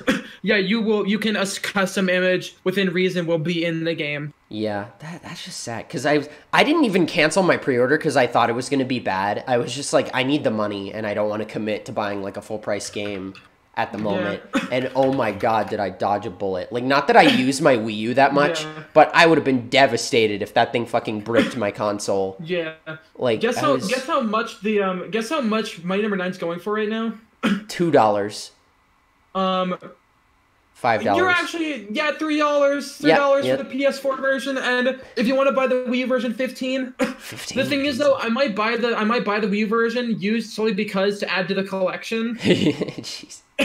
Because I'm not gonna stop until I get all the Wii U games at some point in my life. You have Mario Maker 1, right? Yes, I do. Okay. I have Mario Maker 1. I meant to sell my copy of both Mario Maker Wii U and 3DS. I know, Mario Maker 3DS, big L. But I just wanted to try it, and I got my money back. Well, not all of it, but, I traded it in because, it's not like I was going to play it. Yeah. But I left my copy of Mario Maker 1, like, across the state, so I couldn't return it at the time. But I might, like, take it in. I also have my copy of Bayonetta 1 and 2 on Wii U, which I'm probably never going to play, because I have Bayonetta on Steam, and I have 1 and 2 on Switch. Just, like, all the games I already have on Switch, I'm probably going to return. Oh, do you want Bayonetta? Yeah, like, I was just saying I want to get every Wii U game, and Bayonetta 1 and 2. Yeah, that one was, like, hard to find for me for a while, the collection. So, like, yeah. Will you buy them off me? I kind of need the money. I'd buy it off of you, like, after my next paycheck comes in, and you're... Whatever... Like, whatever it's going for, I'll give you a deal. I don't want to commit to a number now and then be like, oh, that's not that much, but yeah, let's check on Amazon. I want to say I'll give you like half of whatever it's going for, but if it's going for like $20, I kind of want my money's worth. It says 20, it's like 15, 20. I'll give you that price. Okay. At least you don't have to wait for it to ship and like have a risk of it not being good. I got my copy of Double Dash actually, which I've been playing a lot recently. More recently than like soon after I got it. Do you think it's best Mario Kart? I wouldn't say it's best, but it's so. It took me some getting used to because the drifting is so weird. Are different. Yeah, I'm so used to every post Wii game, every post Mario Kart Wii game. I'm used to like the tricks and like the drifting being like the hop and not the 2 item system. And it's taking some getting used to, but I think I'm starting to do better. I'm going for all the gold trophies right now in the Grand Prix. I think I just need one more 100cc, and then I'll have all 3 of those. I'm unlocking more carts and stuff. I gotta look up how to get more Grand Prix and like characters, because I definitely don't have them all. But I wanted to say, speaking of like disc quality, I got it, and it was so scratchy. I was like, how does this even happen unless you get your cat into your disc? Yeah, I don't know either how these people do it. Like, people are just stupid kids. Yeah, I was a stupid kid. I know. I have my case. I have everything for my copy of Wii Party except the disc, which makes me sad because I fucking love Wii Party. I think it's a genuinely really good party game. I think it has a really solid selection of mini games, even though it's only one board game selection. I think it's a really well designed one. I honestly think it's probably, even though I have very limited experience with Mario Party, I think it's as equal as what I've played of the Wii Mario Party games. Yeah. I was going to say, you know what I think is like a good Switch party game? 1-2 Switch. But I feel like they kind of shafted it. Like, yeah, I agree. If they just threw it, 1-2 Switch should have either been the pack-in title or just pre-installed in every system. Just a pack-in game, because like they were when the Switch first came out, like there weren't many games, but like 1-2 Switch was one of like the launch titles, and like the main reason a lot of people were getting it was like Zelda, And some people were like, oh, well, why should I spring for a Switch when I could just get on the Wii U? But like, if they packed in 1-2 Switch, and like, they were trying so hard to sell like this is a console you can take anywhere and play with anyone and just hand someone a controller and just fucking play, like, whenever. Like, that would have done so well if they either just threw in the cartridge or were like, hey, here's a download code. You know, they could have gotten like the super lazy route. I don't even think it should have been the download code. I think it should have just been pre-installed on the Switch from the get-go. Either way, anyway, like no matter what, like it could have been so good because they were trying so hard to sell that aspect. And also, I'm pretty sure 1-2 Switch is the only game on the Switch's library that uses the fucking IR camera. Also, I'm getting a phone call right now. I'm gonna put the lap right here. Let me just answer. Okay. Hello? We would like to inform you that your booking number was chosen for a complimentary stay. For further details, press 1 now. Just hang up, dude. Never spam mind. call. Okay, yeah. I'm not gonna edit that. All right. Yeah, let's keep that in. I was about to mute my mic. I was about to mute my mic just so like it would be like completely silent on the feed, and so I would like know where to cut. Because you know when on like 2-hour like audio strips, it's hard to like make a distinction. Like even if you clap, it's gonna be hard to find the spot. But that was just really funny. By the way, so some gaming news, some video game history is finally unfolding in front of us, folks. Oh boy. Is this what you were talking about before? Not really. Well, I wanted to mention it before, but so it was just announced that Final Fantasy 7 and 8 will be bundled together on a Switch card. Oh, fun. And the reason why this is so important is that Final Fantasy VII started development on the Nintendo 64, and it was moved to the PlayStation because of lack of space on cartridges. Jesus. And now, look at me now, SD cards are holding 1 terabyte of storage. Yeah, really. For like $100. So like, it's crazy that now it's finally packed, and now it's finally on a cartridge on a Nintendo system. I really like that Nintendo's gone back to cartridges.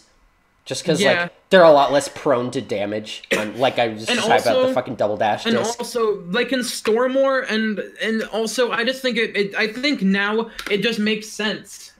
Flash media and solid-state media is always going to be better than spinning discs. Oh, yeah, totally. I just, you don't get the satisfaction of, like, putting the disc in. Yeah, of course. Like, the cartridge just gives you that tactile thing. It's like, I might just be autistic or something, but... I know I am, and I legitimately don't know. You know what's funny? You know what was my first Super Nintendo cartridge? It's actually one of the more uncommon games. It's Mario RPG. Oh, nice. It was the first game I got when I got my SNES. And also with the even though I love original hardware and I adore CRT TVs, I think with the future, with these like FPGA systems that run cycle accurate, what I'm probably going to do in the future is I'm going to keep my old hardware. I'm probably going to have like a retro room, but also for my main game room, a 4K TV and like a low lag 4K TV and like HDMI modded systems and also like these new systems from Analog, like the Super NT and the Mega SG, just because they run literally cycle accurate. That's the whole point of an FPGA. It's you can mimic multiple pieces of hardware on one chip. Oh my god. Like perfectly. And these consoles are not that cheap. It's $190 for either the Mega SG or the Super NT, but I think it's worth it because of how much they offer. And also, that's pretty much also what they costed back in '95 anyway. Damn. I wonder what I'm going to do with my SNES Classic once all of the SNES games inevitably from it get added to the Switch Online. Just have it on your shelf. Just have it be a little display piece. It's just like, hey, look at my little box of shame. And also, these new systems from Analog, they look mint. Are you showing me? I'll send you one right now. Okay. Here they have for the Super NT, they have here's the Super Famicom style. Make sure to do the mark. Yeah, I am. Okay, cool. Oh, that does look pretty neat. I like the look of that. Yeah. And here's also, I'm not sure if they sell this one specifically. They have a clear one. Ooh. I love clear system. I wish they came out with a clear Switch, but it would probably fucking melt. You can buy transparent ones. American Super Nintendo. I gotta say, I do like the Famicom colors better, which is why I like my my new 3DS, the Animal Crossing one, because it has the like colored buttons, and I just like the look of that. And also, here's the one that most likely is gonna fit on your entertainment stand, on anyone's entertainment stand, the all black one. Oh, nice. And it's pretty much the same thing. It looks like the what am I thinking of?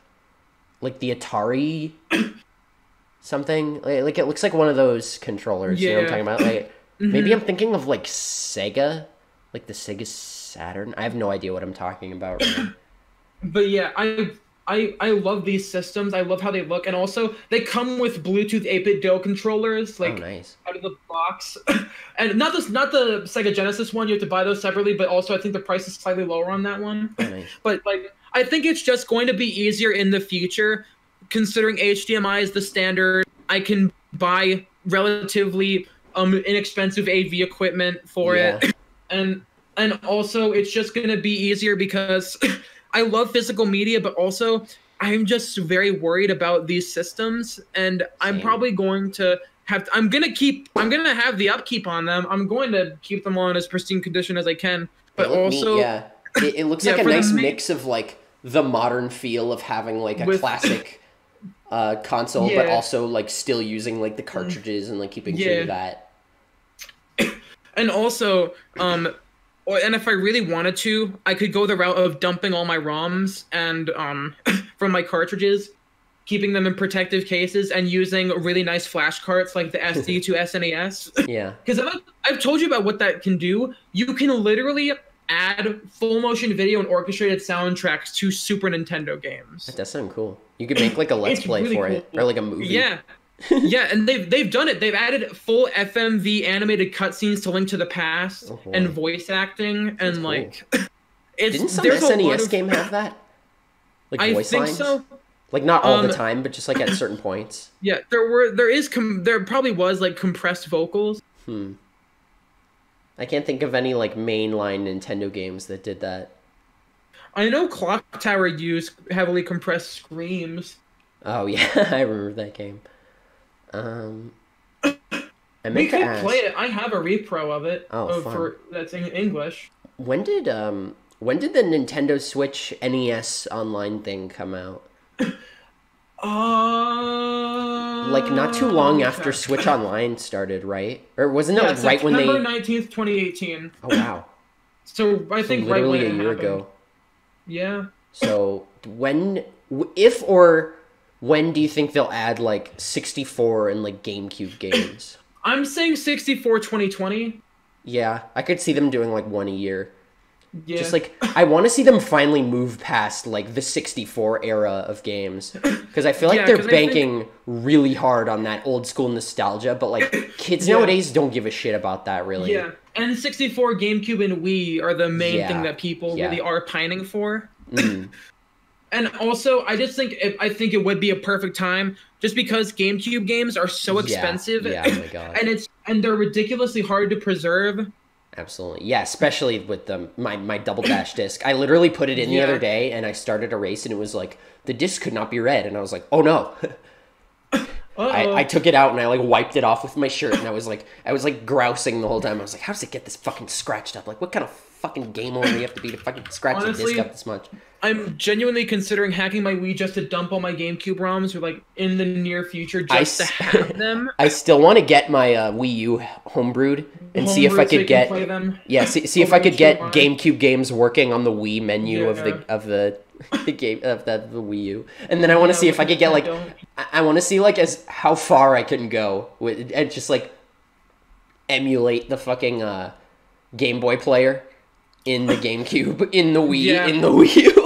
I just want to get. Be very funny. I want to see how deep I can go, because emulating it just isn't the same. Someone was like, "Oh, you just emulate a Game Boy game," and I'm like, "I fucking own like most of the Game Boy games I would want to play. It's just for fun, just for shits and giggles." It'd be epic. I already own Superstar Saga on the Wii U from the eShop, but playing Superstar Saga on the Game Boy player, on the GameCube, on the Wii U just sounds so funny to me.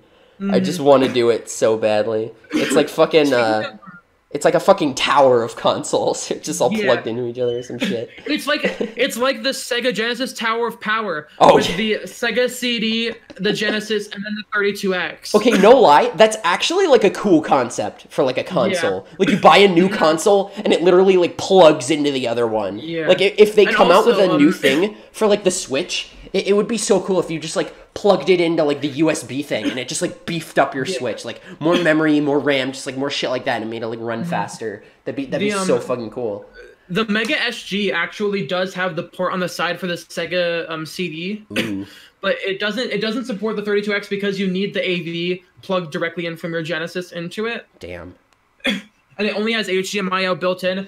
You can buy a digital to analog converter that actually does turn the digital signal into composite S-video RGB component.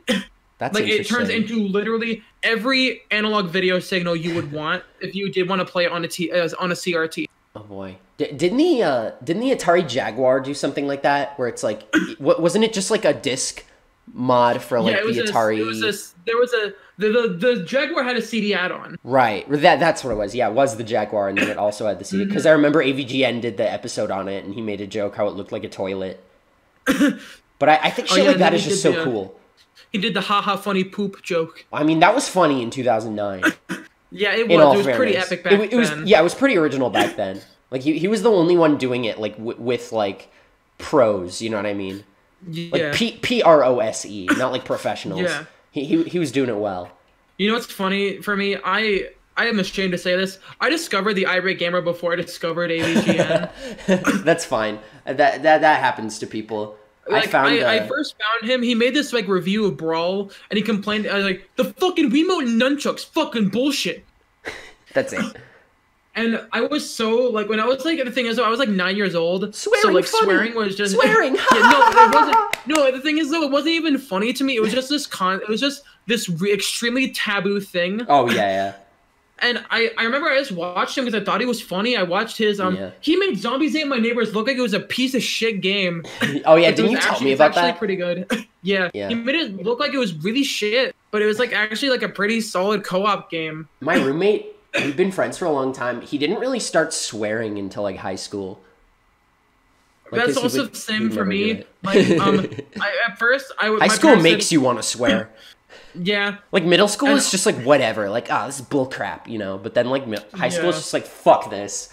At first, whenever I had like whenever I was feeling something and I needed to get, and the only way I could convey my emotion was with swearing, I actually did ask for my permission for, can I swear for a second? They're like, yeah, sure. It's like, this is such a soft bullshit. Boy.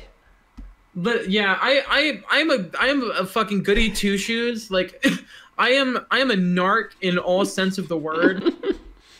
Dude, that would be such a fun like game. Like one person's like a drug dealer and the other's the narc, and they gotta get to the top or something. Yeah. We should make a shitty like Unity game jam game and make that. The thing is though, you know what's funny? I was about to say this. I am not really sure if I want to go into game design again.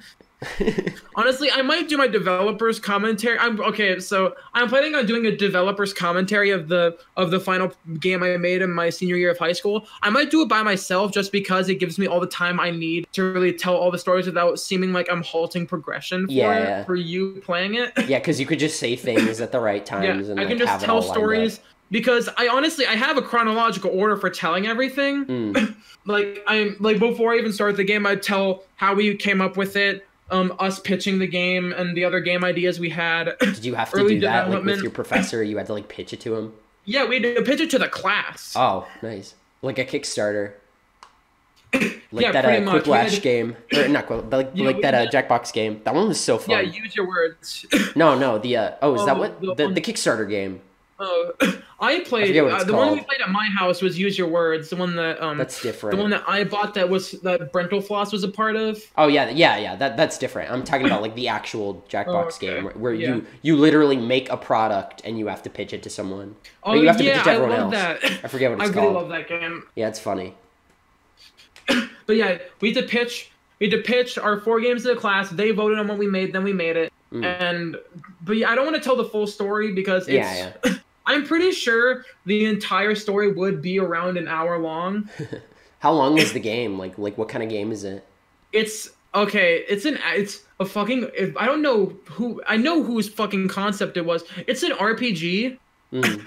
It's turn-based combat, which I'm going to say is hell to program. Seriously, it was not worth it. But we could have made a fun like adventure puzzle game. Yeah, I think platformers are generally pretty easy to make. Yeah. Okay, since I'm not gonna go into it in too much I'm gonna talk about the actual game itself. Yeah. The game that I liked the most out of everything was this game made by a group from the other class, because there was 2 classes. Mm. Oh yeah, like 2 sections or whatever. Yeah, it was called Fight of Your Life, and basically it was this game. It didn't really have a plot. It was just this kind of a series of levels where you're in these different time periods. you have coins, you buy weapons, and then you have to beat sort of hordes of enemies in a level, and then there's a boss fight at the end of the level. That does sound cool. And there is 5 levels. There is Caveman, and the final boss is a T-Rex. There is after that is Ancient Egypt. The final the boss of that is Anubis. Wow. No, it's Anubis, Oh, which makes sense. Cool. God of Death. A Sphinx would have been cool, but also that would have been a lot harder to animate than a bipedal. Then after that, you go into. Remember? Wait, hold on. So you remember Fairly Odd Parents from the one special with the wish muffin? Remember when like yes. Crocker goes back in time and he like brings the Sphinx to life and it's like in 3D? Yes. They really loved using that like, was, the 3D effects in like old cartoons. That was cool. They did that in Zim a lot, which I really like. Like for his ship, they would use it in 3D. Yeah. It was really cool. You know what we should do? We should make a cupcake that's a recreation of the muffin. Oh, like binging with Babish or something? Yeah. That'd be cool. You could probably just buy like a pink cupcake, and then get the candle and just like red and blue food coloring and like star-shaped sprinkles, like super easy. But it would have to taste awful to be accurate to the source material. No, the thing is though, when you're baking something, when you're making a recreation, the quality of the food should not be a priority. It should I think the visuals, but also that's why I like binging with Babish, because he always takes both routes. He's like, okay, let's make it as close to the thing as possible, and then he's like, oh, that sucks. Let's do the good way. Yeah. But also, you know what's funny? Bon Appetit. I really love their YouTube channel. They make like they make like gourmet versions of like snack foods. Oh, nice. Like Cheetos and Skittles, and they even made like Gushers, like, and it looks good. Like they look really damn nice. Oh damn. Because like when they made like a Cheeto, the woman had to like recreate the consistency and like the way the chip was and how it like held shape. Yeah. And also make it like the perfect mix of like soft and crunch, and then also had to recreate the cheese powder. Oh jeez. And also had to like have the form of like, you know, get stuck on your finger, have it like lick it off style. That's a fun like exercise if you're like a cook or a chef or something, like trying to recreate something. just to know how to do it. Yeah. I highly recommend watching it. It's super entertaining. Okay, maybe someday. Okay, back to Fight of Your Life. Wait, hold on. Hold on. Another. You don't have to go through like all the levels if you don't want to. No, I want to. Because I really like it. Another channel I used to watch that doesn't really like update anymore was like the Food Surgeon, which was like that like visual ASMR channel where he would like operate on food. And I remember that time I think he made like a big gusher out of like fruit roll-ups, and by like squeezing a bunch of like gushers out and like injecting all of it into the gusher. That sounds fucking amazing. It was cool. I would actually make that and fucking eat it by myself and then immediately regret it. We should do the giant gummy bear thing, or just like some absurd snack. Yeah, I'd be fine with that. I like gummy bears, and if we get one that's like brand new, that isn't like the one that the Grumps had, where it's kind of weird in some cases. I think it was just sitting around for a long time is why, and they never got around to eating it until they made that video. Which was just a bit in an episode that they just impromptu. Yeah. Let's just go on like VAT19 and find like some ridiculous snacks. Yeah. I'd be down for that. All right, have you heard of that? I want to finish this because this is a what? Have you heard of VAT19? No. They make those like video ads for like fun, silly products. No, I've not. They're pretty cool. Oh my god, this is amazing. I just went on their website. I got this like soup bowl that I still use to this day. It's like a plastic shell with like a handle on the side, and you put like a ceramic bowl inside of it that you put like soup in, and then you put a lid on top, and then when you microwave it, you can hold it, and like the plastic doesn't get hot. So you can actually like touch the bowl, and I still use that to this day for like ravioli and like shit like that. It's so good. I love this website. Yeah, it's funny. I actually their YouTube channel is just trailers and like commercials for those items, and it's really funny. I love the stock images they have so much. I really need to finish okay, this. yeah. It's actually bugged me. I just wanted to get that off my chest. Yeah. After ancient Egypt, it's the age of piracy, of pirates, and the boss of that one is a pirate captain with a gun. Damn it. It's like a female pirate captain, and then after that, it's I think it's medieval times, then piracy, or the other way around. Then after that, do you fight Leif Erikson in the medieval times? No, you fight a dragon. Oh. And then after that, it's the it's a fucking like Iraq war, the Vietnam War. Oh god. And then you fight a tank, and then you go into the distant future, and the final boss is this big ass robot. Oh god. That sounds like Enter the Gungeon. The final boss is called the Drag Gun, and it's a giant dragon with like guns, and it just shoots you. Oh my god. I love Enter the Gungeon so much. I still haven't beaten it yet. The first thing I see on VAT19's website is a big ass lollipop. Oh yeah, they're famous for like the giant candy. A 2-pound strawberry flavored lollipop. They also have a giant gummy worm and a gummy snake, and I think they also sell the giant gummy bears. Oh gosh, God, I love sour candy. Ooh, yeah. And they have a lot of sour candy. Yeah. Oh my god, they sell just marshmallows. They sell just like bootleg Lucky Charms marshmallows. Those are so bad. I love them. Like it sounds good in concept, but then you eat them and then you're just like, this is too much. No, the thing is, though, I eat my cereal dry, so I don't give a shit. I like it. But I feel like you still need like the contrast if you're eating like Lucky Charms, because like. Yeah, the marshmallows are good, but if it was just marshmallows, like, you may as well just eat fucking mini marshmallows or something. Yeah. And, like, the thing is, people want it because of the fact that it's dried the way it is. I think it's cool that, like, the marshmallows, like, melt into the milk and, like, turn it green. Like, I remember I wanted to make a joke a long time ago. I watched, Star Wars The Last Jedi, and the fucking, was it the Tauntaun milk or something? Or just, yeah, that the milk was like green, and I was like, where did he get the Lucky Charms to turn the milk green? That was a joke I wanted to make like a really long time ago when I saw that movie. But yeah, my gosh, there's a fucking candy that I saw once, and okay, so there's this guy named Mike Mozart who used to make toy review videos, and he covered this like McDonald's playset where you made these like these fake burgers with like peanut butter and Nestle powder, and you made like, and like you also had vanilla wafers as the buns, and you use fruit roll-ups to make, and you make you use icing for ketchup and mustard, and you make the cheese, tomato, and pickles with fruit roll-ups. You forgot the pickle. And then he mentioned that and he said that he found this Japanese burger candy that was pretty much the same, where it's chocolate, and it has like a cookie bun, and oh my god, the cheese is white chocolate, and I love white chocolate.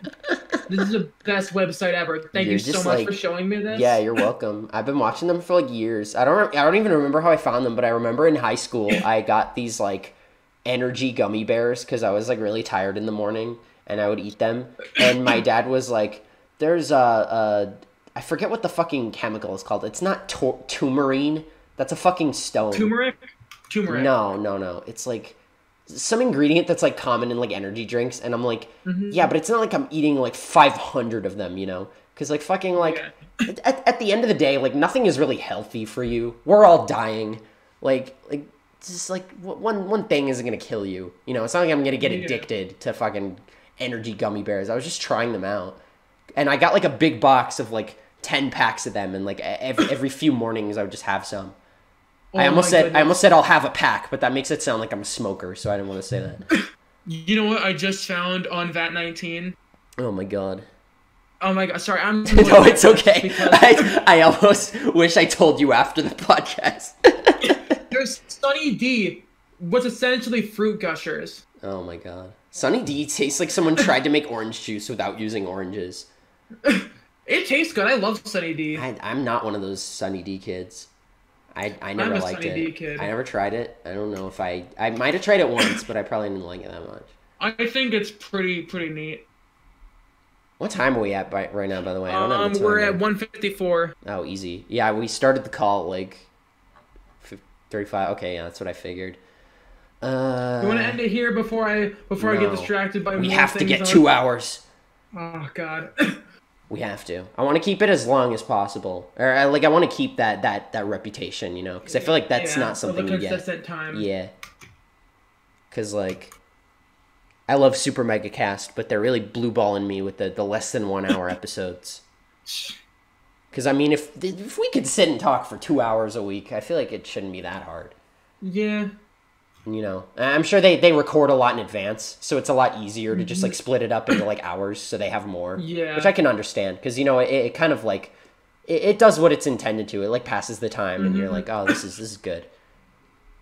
Which is what I hope our podcast does. I hope it just feels like, you know, listening to a nice little conversation, maybe something a people are slightly interested in. disjointed conversation. Yeah, still but a I mean, conversation. Interesting enough to like keep you listening, because we're not just talking about the same thing too much. What was I gonna say? Do I have any gaming stories? I got Persona 5 a couple weeks ago, and I want to stream it, but I've been shirking it. But I want to play it, so I'm hoping to do that. I haven't streamed in so long. I can't believe the last time I streamed was when we made the first episode of the podcast, which was 8 weeks ago. Is that right? 8? 7? 8 weeks. Would it be 7 since it's like 1, 2, 3, 'cause like... No, we actually did miss a week, so it would be 9, I think. I think we did miss a week. Oh yeah, because you went to Evo and you had your stuff. So yeah, we did miss a week. So it would be like 8 or 9 weeks ago. I don't know. That's not important right now. Yeah. What's important is spins wheel. I should get like a topic wheel, actually. That would be fun. I think that would be fun. Yeah, we can just like put stuff in it. And I just really... One of the other things I wanted to ask you, I guess we could close off with this.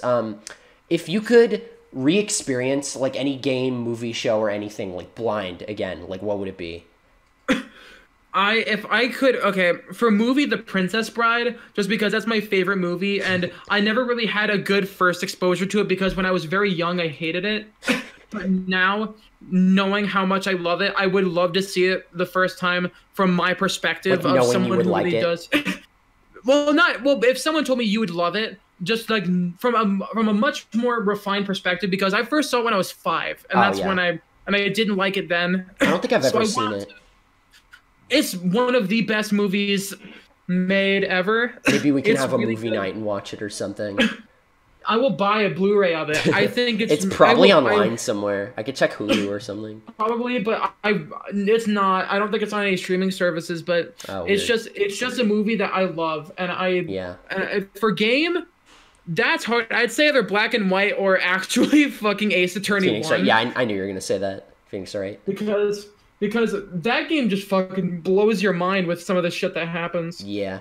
I was going to say, whenever I need to find a movie, I usually check Hulu first, because I honestly believe, don't flame me for this, but I honestly believe that Hulu is superior to Netflix, even with ads, just because like it actually has a selection. Like, I watched Zim, I'm watching Flapjack with my roommate, as I've said. I'm also watching Venture Bros, which is really fucking good, by the way. Venture Bros is so good. Did Ian JQ actually work on Venture Bros? He's in the credits for animation director. He's in the... That's nuts. He's like the 4th name in the credits. Yeah, I didn't even notice that. And I'm sad OKKO recently ended.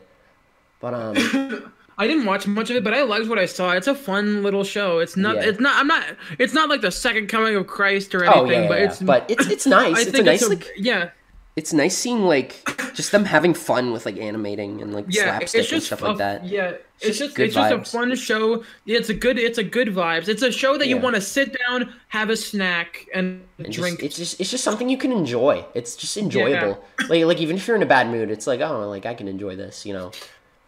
It's like it's a good old perk up at the end of a rough day. Yeah, it's a nice funny. I do hope it comes to streaming services.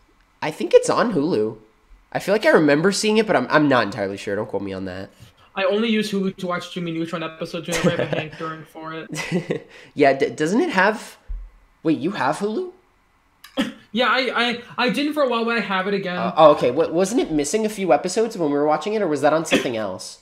I think it was on Hulu. I think they are missing a few episodes. Oh, okay. The good thing about Hulu is for, like, cartoons, there's, like, no ads. Like, I watched all of regular show, and the only thing they have is, like, a Cartoon Network logo at the beginning, and, like, that's it. And it's so good for just watching cartoons. They also have Danny Phantom, My Life as a Teenage Robot, Foster's Home for Imaginary Friends. They just have, like, everything, and it's so good. I have a lot of catching up to do because a lot of these shows are shows I watched every now and again, but I never fully gotten into, so I have a lot of catching up to do.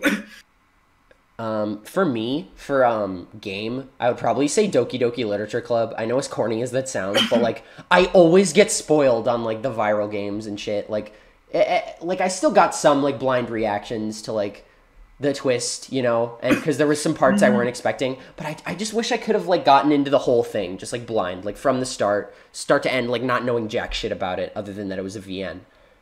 Because you know it already kind of ruins even then, I was still really nervous, like, leading up to the big twist, because I knew it was coming, and it just, like, built that tension so well, because it's like, oh, there's no music, like, it's very solemn, and it did it really well, and I'll give it that, like, as much as, like, say what you will about Dan Salvato, but, like, the game itself, it does some good things. I think he's a very creative man. Yeah, he's definitely good when he puts his mind to something, especially, like, Project M. And like I was gonna say this a while earlier when we were talking about Carol Blaster. Did you know it's loosely based off of his treatment that he was given at Nicholas? Oh, that's funny. Because it was literally because he doesn't speak English. Pixel doesn't speak English all that well, and Nicholas is a shitty company who treated him like garbage, and they mostly spoke to him in English. And the game consists of the main character, of an overworked main character, being treated like garbage by a boss who speaks in a foreign language. It's 50%. I should fucking just buy it. It looks cool. It's a different kind of game. It's more of a Contra-style shooter than a Metroid. Yeah, it looks pretty fun. Now I'm thinking about either Carol Blaster or Gato Roboto as my cheap Switch points purchase. Cave Story really is like, it's not really Metroidvania, but I feel like it would be cool if it was more, because like there are heart tanks, but like that's about it, and there are like some cool collectibles, but for the most part it's like pretty linear, like you're just getting through an area. But I think especially with the booster, it would be so good if you just got it like way earlier and were just able to fly around and stuff. For me, I want to buy Cave Story. I want to play it, but also I want to play it. I want to play the game, but I also don't want to support a company who treated him. It's for free. It's free online. The computer version's totally free. Yeah. There's the freeware version, but I might also buy the physical release of Cave Story Plus secondhand. I have a physical copy of it. It's co-op. I'd be cool with that. It's co-op. Yeah, but also I've heard the co-op isn't the best way of introducing someone to the game. Oh no, it's not, but it's fun. Have you never played it? No, I never, trust me, there's a lot of good games that I've never played. Yeah, okay. Just play Iconoclast. You're not likely to get spoiled on it, because it's not, I wouldn't say it's for I forgot to mention, it was made by literally one guy. Like one person. In like 6 years, or probably more. Because like he made the entire thing by himself, and it looks so good. Like I would not have guessed it was just made by like one person, because it looks so good. It looks like it was made by like professional pixel artists and like writers, and like it's just so good. As far as like movie, I don't know. I don't really have too many movies that I got like spoiled, because like I don't know. Movies don't really stick with me like the same way games do. In that like I'm so desperate to like relive a certain movie, you know. Because obviously games have like more replayability than movies do rewatchability, because, you know, games you are in direct control and you do whatever you want, but movies are always going to be the same no matter what. I don't know. I'm trying to think of like a funny movie that I really enjoyed that I would just love to like experience blind. I don't know. There are just so many movies I just haven't seen either. Like movies I've seen, but I don't really, like, remember. Like, my dad showed me Blazing Saddles when I was in, like, 5th grade. And I remembered liking it, but obviously I couldn't, like, appreciate all the jokes. Yeah. Because I was, like, fucking 9. I saw it in middle school. I need to watch that movie again as well because I can. Yeah, I'm kind of in the same camp of I appreciate how fucked up that movie is and was willing to go at the time. And I just think I think I have a lot of respect for it. And I remember laughing a lot at it. Airplane is really funny too. It's such a funny movie. And, you know what we could do for a movie night? You bring a movie, I bring a movie. We just watch both, and we can. That would be cool. I would have to like really dig deep for like a movie I actually just enjoy and want to rewatch. Fucking a movie I just recently finally saw all the way through was Spaceballs. I had always seen bits and pieces or like part of like the ways through, but I never finished it. And I watched it like all the way through. It was so fucking funny. Like I want to see it. Just the jokes are so like, I don't know if on the nose is like the right phrase, but they're just like so accurate to the point where it's like this movie came out like right after the first movie did. I'm pretty sure like right after the first Star Wars movie, Episode 4 as it's known now. But it's so good. Like literally one of the jokes is like, "I'll see you again in Spaceballs 2: The Quest for More Money." And like they make constant jokes about like merchandise. Like there's one point 10 years after. Yeah. 10 years. Yeah, Wow. Star Wars Episode 4 came out in 1977 and Spaceballs came out in 1987. Wow. Had another Star Wars come out by then? I'm pretty sure this was after the entire original trilogy. Okay. But it's still pretty good. Okay, I don't know where I thought that then, but Empire was 1980 and then Return of 83. the Jedi was 1983. Yep, nailed it. So, okay. Yeah. And now they're coming out like every year or every 2 years, right? Because well, they're coming out with side stories every year and in between the main actual movies. Well, because the Force Awakens was 2016, right? Yeah. And The Last Jedi was 2017? No, Last Jedi was 2018. Rogue One was 2017. Oh, I see. Yeah, I forgot they did. Yeah, and then now yeah. What was the movie called again? Solo. No, the episode 9. Oh, the Rise of the Skywalker. Yes, Rise of Skywalker. I never really cared about Star. I still have never seen the original trilogy. I don't remember them all that much. I remember watching episode 4 in film studies, and I really like it just because it's a movie that worked well in a trilogy, but also didn't need to be one. Just Star Wars was just like it wasn't made to be it was just like a stupid movie about like a funny alien man, and like that was it. Like it was never meant to be as big as it became.